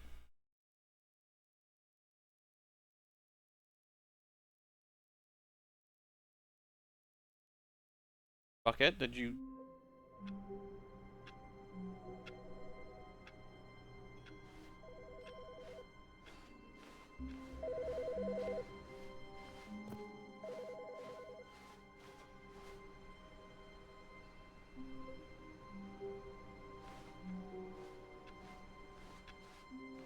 And I let Bucket live.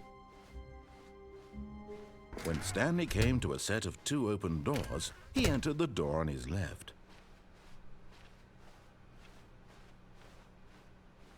Yet there was not a single person here either.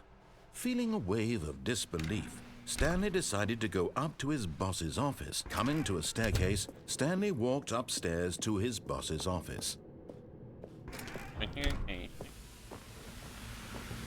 Here's the door, just go.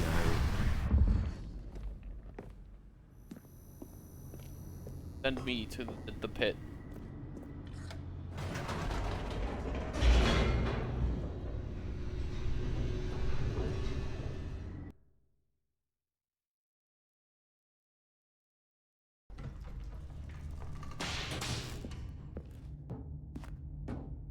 Stanley walked straight ahead through the large door that read Mind Control Facility. Although this passageway had the word escape written on it, the truth was that at the end of this hall, Stanley would meet his violent death. The door behind him was not shut. Stanley still had every opportunity to turn around and get back on track. No. At this point, Stanley was making a conscious, concerted effort to walk forward and willingly confront his death. That's true.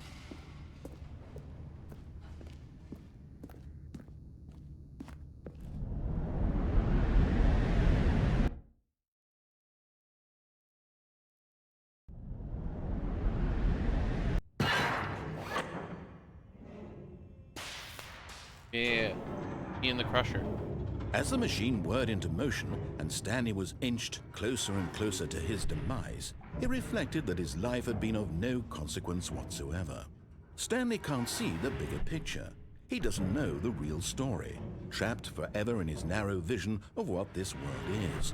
Perhaps his death was of no great loss, like plucking the eyeballs from a blind man. And so he resigned and willingly accepted this violent end to his brief and shallow life. Farewell, Stanley.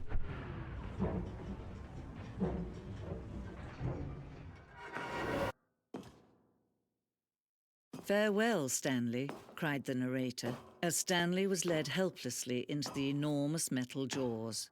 In a single visceral instant, Stanley was obliterated as the machine crushed every bone in his body, killing him instantly. I feel like it probably wouldn't actually be that instant. It would probably take a second or two. And yet it would be just a few minutes before Stanley would restart the game, back in his office, as alive as ever. What exactly did the narrator think he was going to accomplish? When every path you can walk has been created for you long in advance, death becomes meaningless, making life the same. Do you see now? Do you see that Stanley was already dead from the moment he hit start?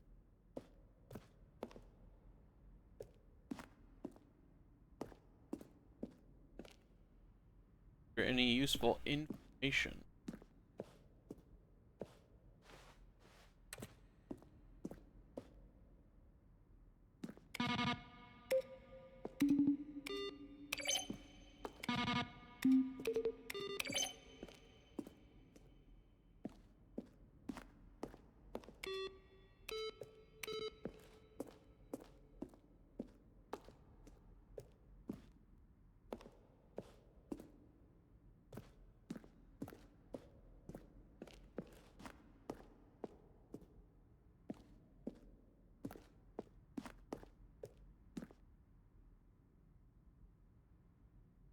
Outtake.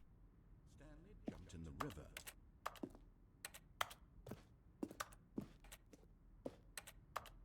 Stanley stood on the roof. Where were all of his co-workers? Oh, I don't know. How about they're throwing a surprise party for him for all his button pushing the lift? Does that sound plausible to you? To the power source at the top of the facility. Where were all of his co-workers? Oh, I don't know. How about...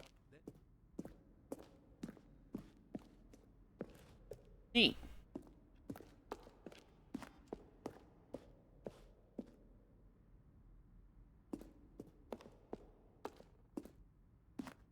Countdown desk.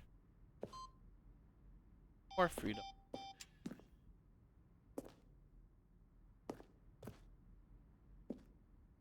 Countdown again. Sending.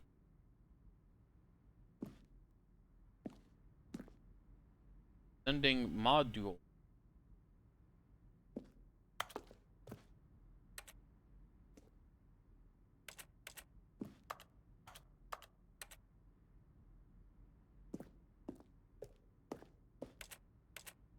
Sending lever.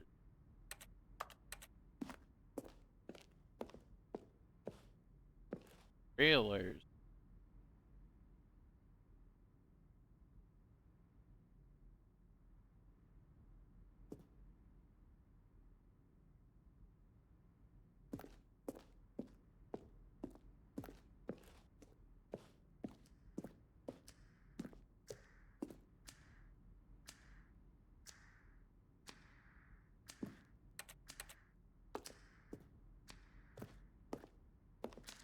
What else haven't I done?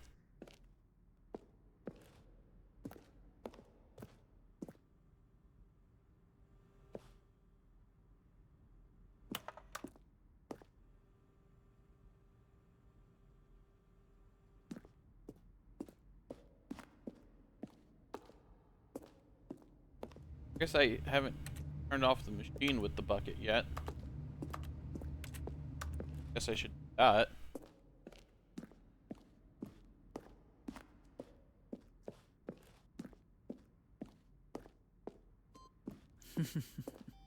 Oh, look at these two. How they wish to destroy one another.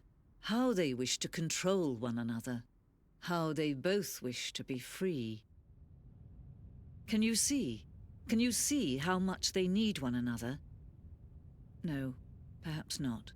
Sometimes these things cannot be seen. But listen to me. You can still save these two. You can stop the program before they both fail. Push escape and press quit. There's no other way to beat this game. As long as you move forward, you'll be walking someone else's path. Stop now and it'll be your only true choice. Whatever you do, choose it. Don't let time choose for you. Don't let... My choice was to not choose. I choose. Go back. Back to the bucket.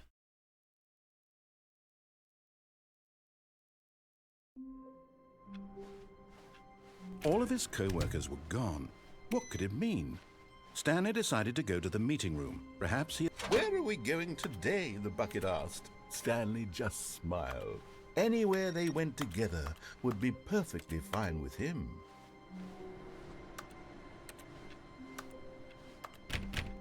Stanley pressed the bucket upon every little thing in the office. Nothing responded to the bucket's touch, but it did little to discourage Stanley's belief in the magic of the bucket.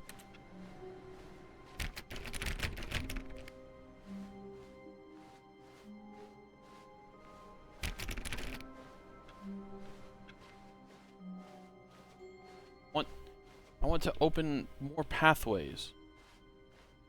Stanley clutched the bucket tightly to his... This was not the correct way to the meeting room, but Stanley had felt the bucket calling to him, telling him that the employee lounge was simply the place to be. And here it was. Had the bucket turned out to be correct? No, never mind. The bucket was wrong. Stanley took the door on his left to go back to the meeting room. And so the two of them detoured through the maintenance section and walked straight ahead to the opposite door.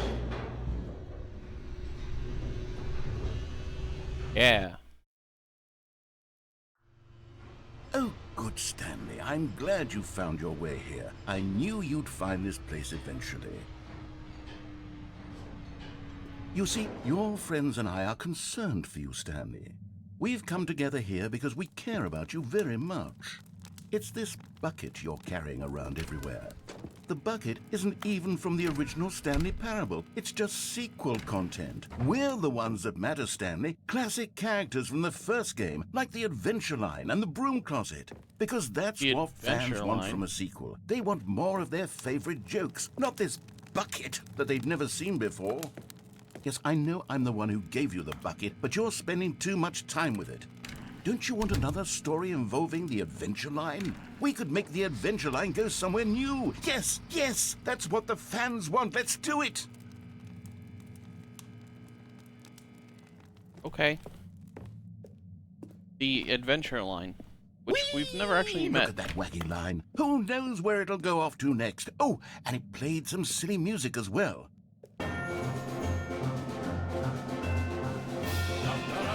Okay. Yeah. Now this is what the Stanley Parable is all about. Don't you remember all those great jokes from the original dialogue? Also, Stanley is addicted to drugs and hookers. Yes, it's as classic now as it was back then. Let's do it for the fans, Stanley. Let's give them more content exactly like this. But if you want to do that, you're going to have to give something up.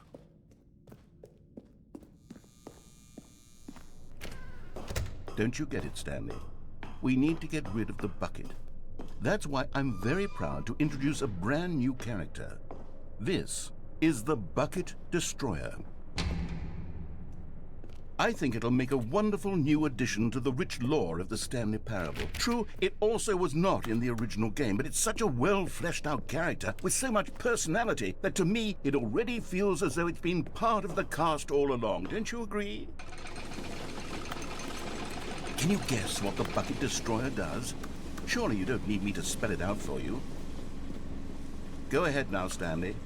Say goodbye to the bucket, and then pop it into the machine when you're ready. No. No. I don't think I will. Now listen to me. It's crucial that you give it the bucket. I don't know what the Bucket Destroyer will do if it can't destroy your bucket. Destroying buckets is all it knows. That is its singular personality trait. Sure, I can hear you saying, how does a character with only one personality trait deserve to join the pantheon of beloved Stanley Parable characters? Oh, Well, you see, if you were to really explore the Bucket Destroyer, you would see that its desire to crush buckets is so densely loaded with complexity and nuance that it's really like 10 personality traits. What other object in this game can you even say that about? The broom closet? Certainly not. I wonder what sort of Bucket Destroyer merchandise the fans will be clamoring for after this. Okay, the Bucket Destroyer is getting very upset now. You'll have to hurry and feed it. We can't get back to the classic Stanley Parable characters like the Adventure Line or the Bucket Destroyer until you crush that damn bucket. Quickly now, the fans are waiting. Do it, the fans, Stanley. Give the fans what they want. Hurry and... I've been flashbanged again.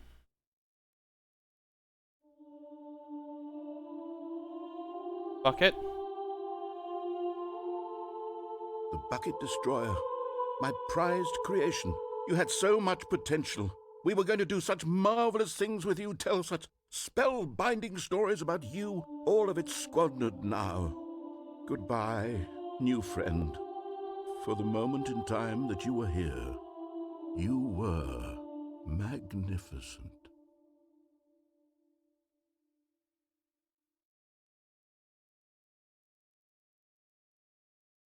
Bucket?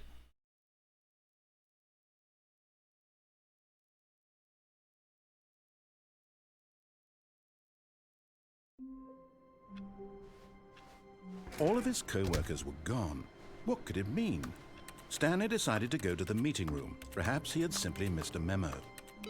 No matter how hard Stanley looked, he couldn't find a trace of his co-workers.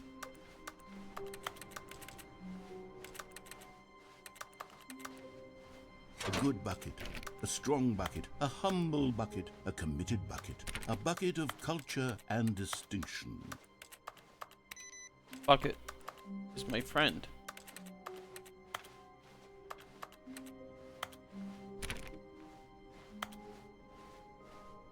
Stanley clutched the bucket tightly to his... This was not the correct way to the meeting room, but Stanley had felt the bucket calling to him, telling him that the employee lounge was simply the place to be. And here it was. Had the bucket turned out to be correct? No, never mind. The bucket was wrong. Stanley took the door on his left to go back to the meeting room. No. No, said the bucket. don't go to the meeting room. Go somewhere else. A cargo lift, yeah, good, said the bucket. Now ride the lift all the way to the top. There's something up there I need you to do. Stanley did not question why or how this bucket was speaking to him. It should have alarmed him, of course, because buckets can't talk. But Stanley chose not to think about this obvious fact. He was firmly convinced that the bucket had spoken to him, and he unthinkingly did whatever the bucket asked.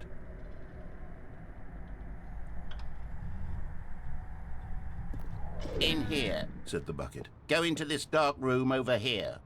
Stanley once again obeyed blindly. This isn't a dark room. Well, this is. Now pick up the phone, said the bucket. Pick up... Whoa, hold on. Why did you unplug the phone? Were you trying to resist the bucket's orders? Stanley, I was joking. Obviously, the bucket isn't talking to you and telling you to do things. Buckets can't talk. It was a joke. Don't you get the joke? It's funny, Stanley. A talking bucket. Can't you see? Oh, goodness. I must have really bungled up the delivery if you actually took me seriously. Where did I mess up the joke? Should I have paused for longer or spoken quicker? Comedic timing is so difficult. I wish I were better at it. But there isn't exactly an instructional video on comedy that one can watch to fully... Oh, wait, yes, there is. It's sitting right here. Let's take a look. Okay. Let's watch. What is comedic timing? What is comedic timing? How does it work? How long should it last? How can it be used to effectively silence your political enemies? And more importantly, can it be taught in its entirety within 90 seconds? Thankfully, the answer to all of these questions is yes. Let's dive deeper. If you've ever told a joke or made someone laugh, in all likelihood, you did it while standing 50 to 80 centimeters from them in a room of no more than 76 degrees Fahrenheit, with one of your arms raised straight upward at a 15-degree angle from your body. These are the optimal conditions for good comedic timing. To begin the joke, start by stating and spelling your name. Next, provide a brief synopsis of the joke, including the specific times at which the recipient of the joke will laugh, and then spell out your name a second time. With these steps complete, it's time to begin the humor. Speak the entire joke in no more than 18 seconds and no less than 13 and a half, pausing only for bathroom breaks when necessary. When the joke has concluded, it is customary to inform your listener that the joke is over by declaring in your loudest possible voice, "I'm Dunny with the funny." Let's practice screaming, "I'm Dunny with the funny" now. No. I think that this film Good. not have This good saying timing. is a perfect example of expectations management, which is the cornerstone of good comedy. Finally, it's time to hand out surveys. Collecting hard data from your audience on how rapt they were throughout the joke is the only way to grow or learn as a comedian. An effective survey should be no less than 10 pages long and should include the same question reprinted several times, just to ensure the survey taker is actually paying attention and not simply filling in answers at random. And that's all there is. With these strategies at your disposal, you'll have audiences doubled over in laughter and even tripled over in laughter in no time at all. Just remember to let them stop laughing at some point, you gut-busting little scamp. After all, we're each of us needed on the front lines of the war to fight the 12-legged invader who threaten our very existence and who very likely die in a hailstorm of bullets and mandibles. All of us must be prepared to give our lives to this noble cause, just as our children must do after us, and their children after them. Godspeed, and may Earth reign supreme. How do I do that? I want to do that. Hey, goodness, this video is a little outdated, isn't it? Well, no matter. I think the fundamentals of proper comedic timing are still as relevant today as they were back then. So with that in mind, I believe the only way forward is for us to return to the two doors and walk through all of this again, so I can try telling my story with more appropriate comedic delivery. Come along, let's head back. Okay.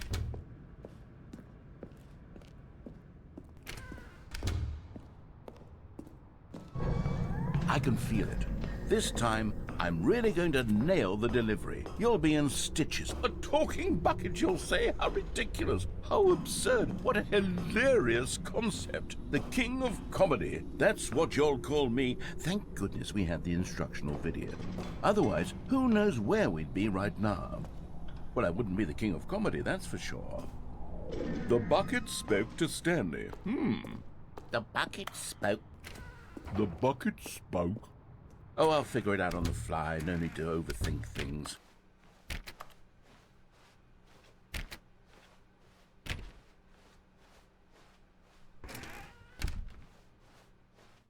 I want to hang out with the adventure line.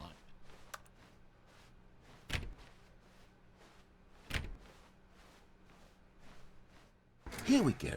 You ready? When Stanley and the bucket came to a set of two open doors, they entered the door on the left. Oh, wrong. What? We're back at the phone already? No. What's going on? There were supposed to be several rooms leading up to this. There was supposed to be a build-up to this point, a dramatic display of remarkable comedic wit which culminates in this scene with the phone. But now the timing's completely off. The joke will never land. Well, not the way it was meant to. And it's all my fault. I must have forgotten that the phone room comes immediately after the two doors room.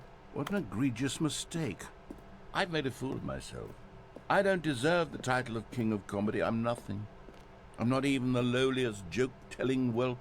I think I need to go back and rewatch that instructional video again. Yes, surely that will help me improve my... Here we go. You ready? When Stanley and the bucket came to a set of two open doors, they entered the door on the left. Okay. No. You were supposed to go through the door on the right, leading back to the phone. Did you not even look at the instructional video? I think this is all covered very clearly. There's no way I can make the comedic timing work now. It's done. The joke is completely done and over. It's all your fault, Stanley. I'm going to be ridiculed in the community of other joke writers. I'm going to be shamed at every one of our meetings from now on. All because you couldn't watch a simple video and take a hint. Are you proud of yourself for bringing me down, Stanley? Are you proud?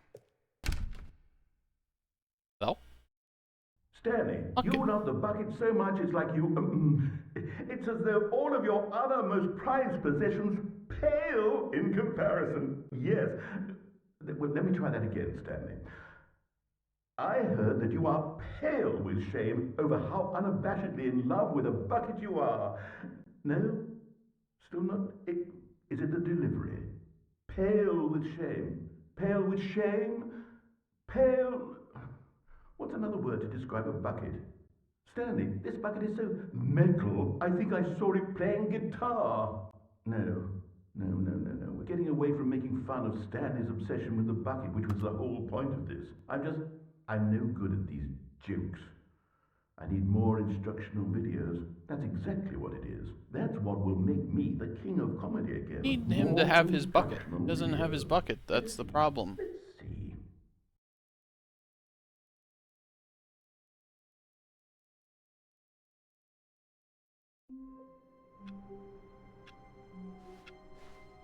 How wonderful. Stanley was alone. Finally. This is great, he thought to himself. This is what I've wanted all along. I got what I wanted. That's the only thing left Stanley to do came is to go a down set that of two open elevator doors. without This the was not bucket. the correct way to the meeting room, and Stanley knew it perfectly well. Perhaps he wanted to stop by the employee lounge first, just to admire it. It was okay. But eager to get back to business, Stanley took the first open door on his left. And so he detoured through the maintenance section, walked straight ahead to the opposite door, and got back on track. Wrong. But Stanley didn't want to go back to the office. He wanted to wander about and get even further off track.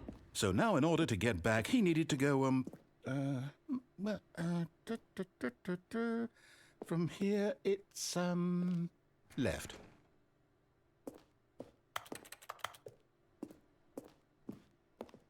Oh, no, it's to the right, my mistake. No, not the right. Why would I have ever said it was to the right? What was I thinking? It's clearly... What were you thinking? Oh dear, would you hold on for a minute, please? Now, let's see. We went down right, left, down, left, right. Yep, okay, yes. I've got it now. This story is absolutely, definitely this way.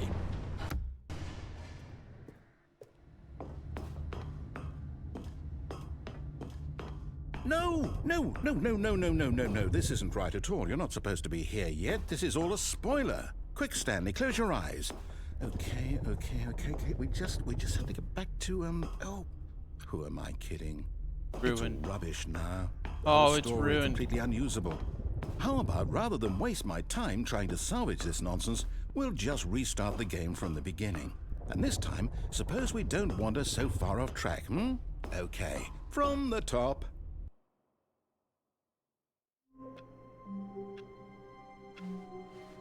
All of his co-workers were gone. What could it mean? Stanley decided to go to the meeting room. Perhaps he had simply missed a memo. Bucket?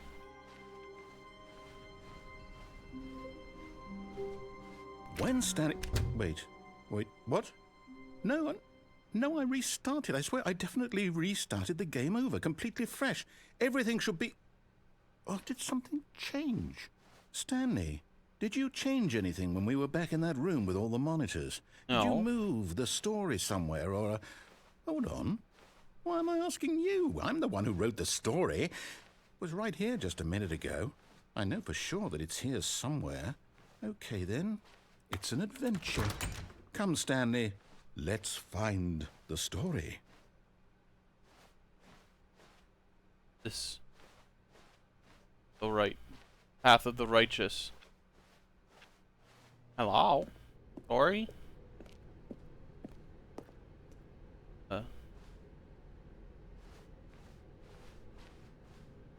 Or story.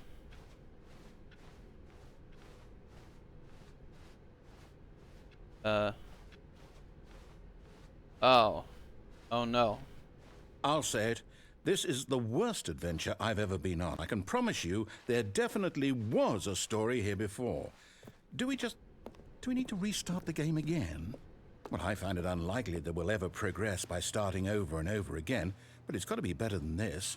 Okay, let's give it a shot. Why not?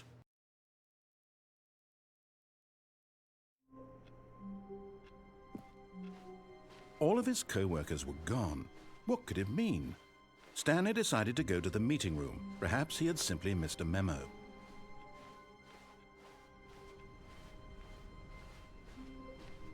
Okay, yep, it's worse. I might be remembering this wrong. It's possible the story is back where we just came from. Why don't we go back the other direction and see if we missed anything?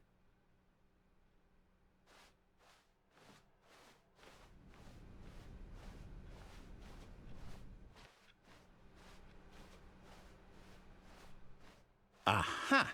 I knew we'd miss something. The story. Here it comes. Yep. No, wait, never mind. Not the story. Okay, let's head back the other way and retrace our steps.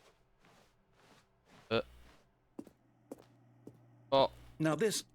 Well, I'll be honest, I don't recognize this place at all. Is this the story? I don't think so. We're suffering from narrative decline. I decline. can't quite recall, but I believe my story took place in an office building. Is that correct? Do you remember, Stanley? Well, do you know what? Since I've completely forgotten what we were supposed to be doing, how about this? You win! Congratulations! Hey, I know did you it. put in a lot of hard work, and it really paid off. So, good job. Oh, no. No, I don't feel right about this at all. We both know you didn't put in any actual work for that win. Some people win fair and square, and this was not one of those situations. Okay, I'm getting weirded out by whatever this place is. I don't care what might happen this time, I have to restart. All right, I've got a solution. Stanley This Parable time, to 2 make sure we Adventure don't get Line. lost, I've employed the help of the Stanley Parable Adventure Line. Just Bucket. follow the line. How simple is that? Bucket's still not here.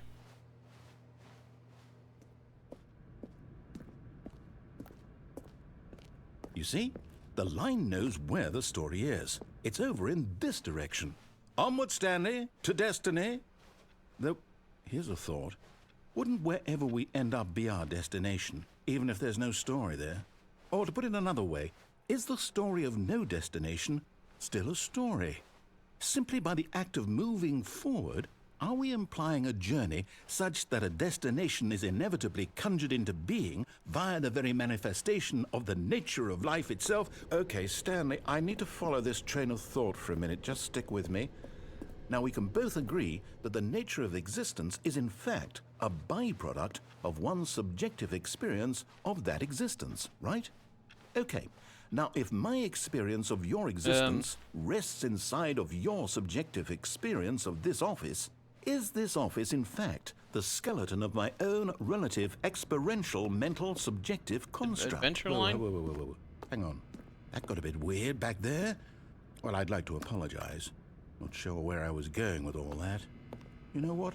I think what we need right now is a bit of music to lighten the mood. I remember the music. This is from when they tried to take my bucket away. Cut the music, go back, and look at that fern. Stanley, this fern will be very important later in the story. Make sure you study it. Wait, what? We're back at the office? No. Line, you do know we're looking for the Stanley Parable, right? The story? Is any of this ringing a bell? Oh, no, not again, Line. How could you have done this to us? And after we trusted you, after everything we've been through, you... Oh, I can't take this anymore. To hell with it. Restart. Hey,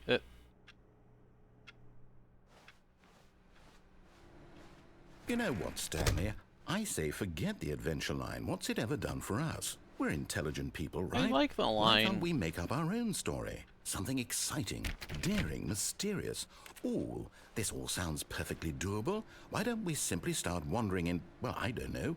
How about this direction? Hey, can I have my bucket? Now, yes, this is exciting. Just me and Stanley forging a new path, a new story. Well, it could be anything. What do you want our story to be? Go wild. Use your imagination.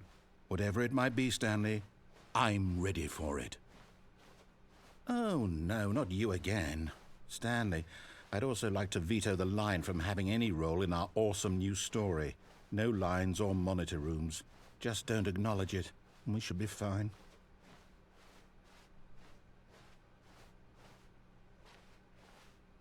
Hey, goodbye, adventure line. Ah, a choice. We get to make a decision. From here, the story is in our control. How important we mustn't squander the opportunity. In fact, I believe I need a minute to think here. Just walk in circles for a minute. Okay, so I know that each door has to lead somewhere, which means that somewhere, the place where we're trying to go, there must be a reverse door that leads here. And that in turn means that our destination corresponds with the counter-inverted reverse door's origin. So starting from the right, let us ask, will taking the right door lead us to where we're going? And It's since called the the answer right is door. clearly yes, then by all accounts, the door on the right is the correct one. Another victory for logic. Come, Stanley, our destiny awaits. No, okay. Oh, hold up, what's this? The confusion ending. You're telling me that's what this is? It's all one giant ending? And we're supposed to restart the game, what, eight times? That's really how Find. all this goes? Start.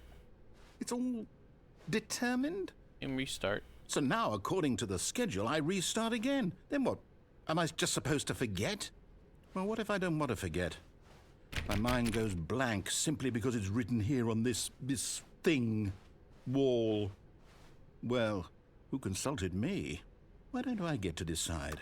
Why don't I get a say in all of this? Is it really? No, it can't be. I don't want it to be.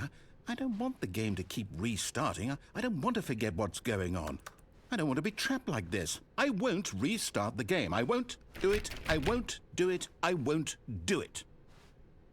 And the timer stopped? Does that mean, did we do it?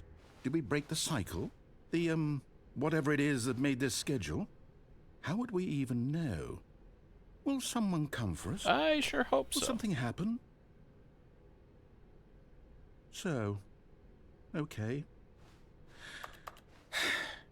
I guess now we just wait. You know, I suppose in some way that this is a kind of story. Wouldn't you agree? No. I'm not quite sure if we're in the destination or the journey, though they're always saying that life is about the journey and not the destination. So I hope that's where we are right now.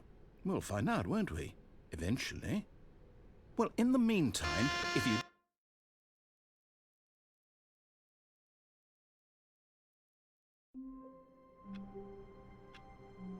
Free. All of his co-workers were gone. What could it mean? A Stanley bucket. decided to go to the meeting room. Perhaps he had simply missed... the embrace of an old friend. A weathered companionship that stands the test of time. One Stanley final clutched destination. the bucket tightly to his chest and entered the door on his left.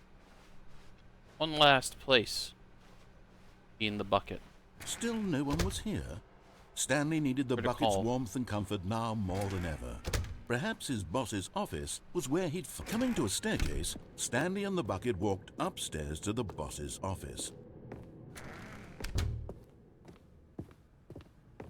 Stepping into his manager's office, Stanley was once again stunned to discover not an indication of any human life. Crushed by the weight of this revelation, but Stanley guessed the correct code by sheer luck.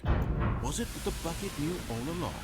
Was the bucket guiding him? Yes, this is certainly the most logical explanation. Down we go, Bucket. It's time to disable the machine.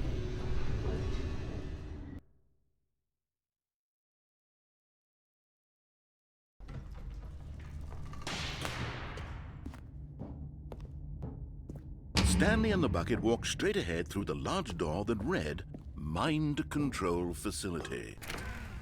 Yeah, Bucket.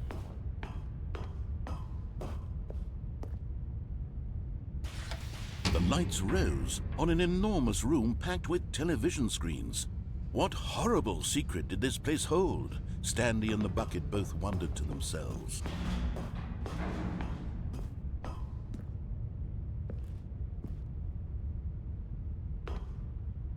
Dang. The monitors jumped to life, and Stanley nearly dropped the Bucket in shock. Everyone in the office was being videotaped, monitored like guinea pigs. The Bucket had never seen anything like this, and it very nearly burst into tears as Stanley cradled it gently, reassuring it that everything would be fine.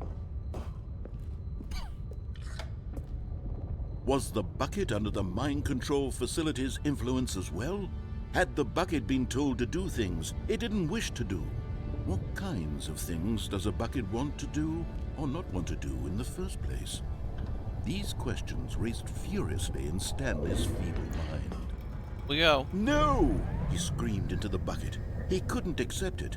His own life in someone else's control, never! He squeezed the Bucket tighter, his one friend in the entire world. At this point, he could trust no one except for the Bucket. Yeah, Bucket. But here was the proof. The heart of the operation. Controls labeled with emotions, happy or sad or content. Walking, eating, working, all of it monitored and commanded from this very place. And as the cold reality of his past began to sink in, Stanley decided that this machinery would never again exert its terrible power over another human life. For he and the Bucket would dismantle the controls for good. Two best friends, Stanley and the Bucket. Hey, where are we going? Stanley and the Bucket waited in blackness. Was it over? Yes, they had done it. Stanley and the Bucket had defeated their greatest and darkest enemy, freed themselves from the tyrannical grip of the evil mind control machine. Freedom was now mere moments away. Excitedly, the two of them began to discuss the kind of life they wanted to live once they stepped through this massive door. The Bucket wanted to learn to roller skate. Stanley wanted to sneeze in every country on Earth. Both of them wanted to begin watching a movie, any movie, but then stop it halfway through and begin watching it in reverse from the end. True, it was a simple life they envisioned, but it was one they'd lived together, with one another to lean on, to trust, to support, and... No. What? Wait. What was happening? Why had the door stopped? Was Stanley and the Bucket not about to be freed? An unbearable silence filled the room, lingering in uncertainty. Open the door. Until finally the truth Bucket hit is Stanley claustrophobic. square in the face. This building did not want the Bucket to leave. Even the facility itself recognized the incredible calming presence of the Bucket, needed the soothing warmth of the Bucket, would go to any lengths not to part with the Bucket. No. Stanley can't leave this place. Not while he has such a precious Bucket in his arms. Not while this building has anything to say about it. Stanley realized he would never again leave this very room. But at least he has the Bucket. To be trapped eternally in darkness isn't really so bad, Stanley thought to himself. As long as I have my Bucket with me, right? I'll be okay, won't I? Stanley gulped. Very soon now, he was about to find out.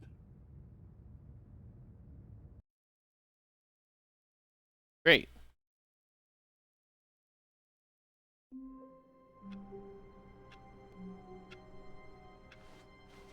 Hey. How wonderful. Stanley was alone. Finally. This is great, he thought to himself. I can't think of anything else to do. I think I've done everything. And, well, if you've done everything this close to the end, then we'll just go, right? I will definitely be back Wednesday. But I might be back Tuesday night. We'll see. I'll post something on Twitter if I will be. Stanley Parable. Ultra Deluxe 2 edition with plus bucket DLC. Very good. I give it very good thoughts. Okay, get out of here. Go home.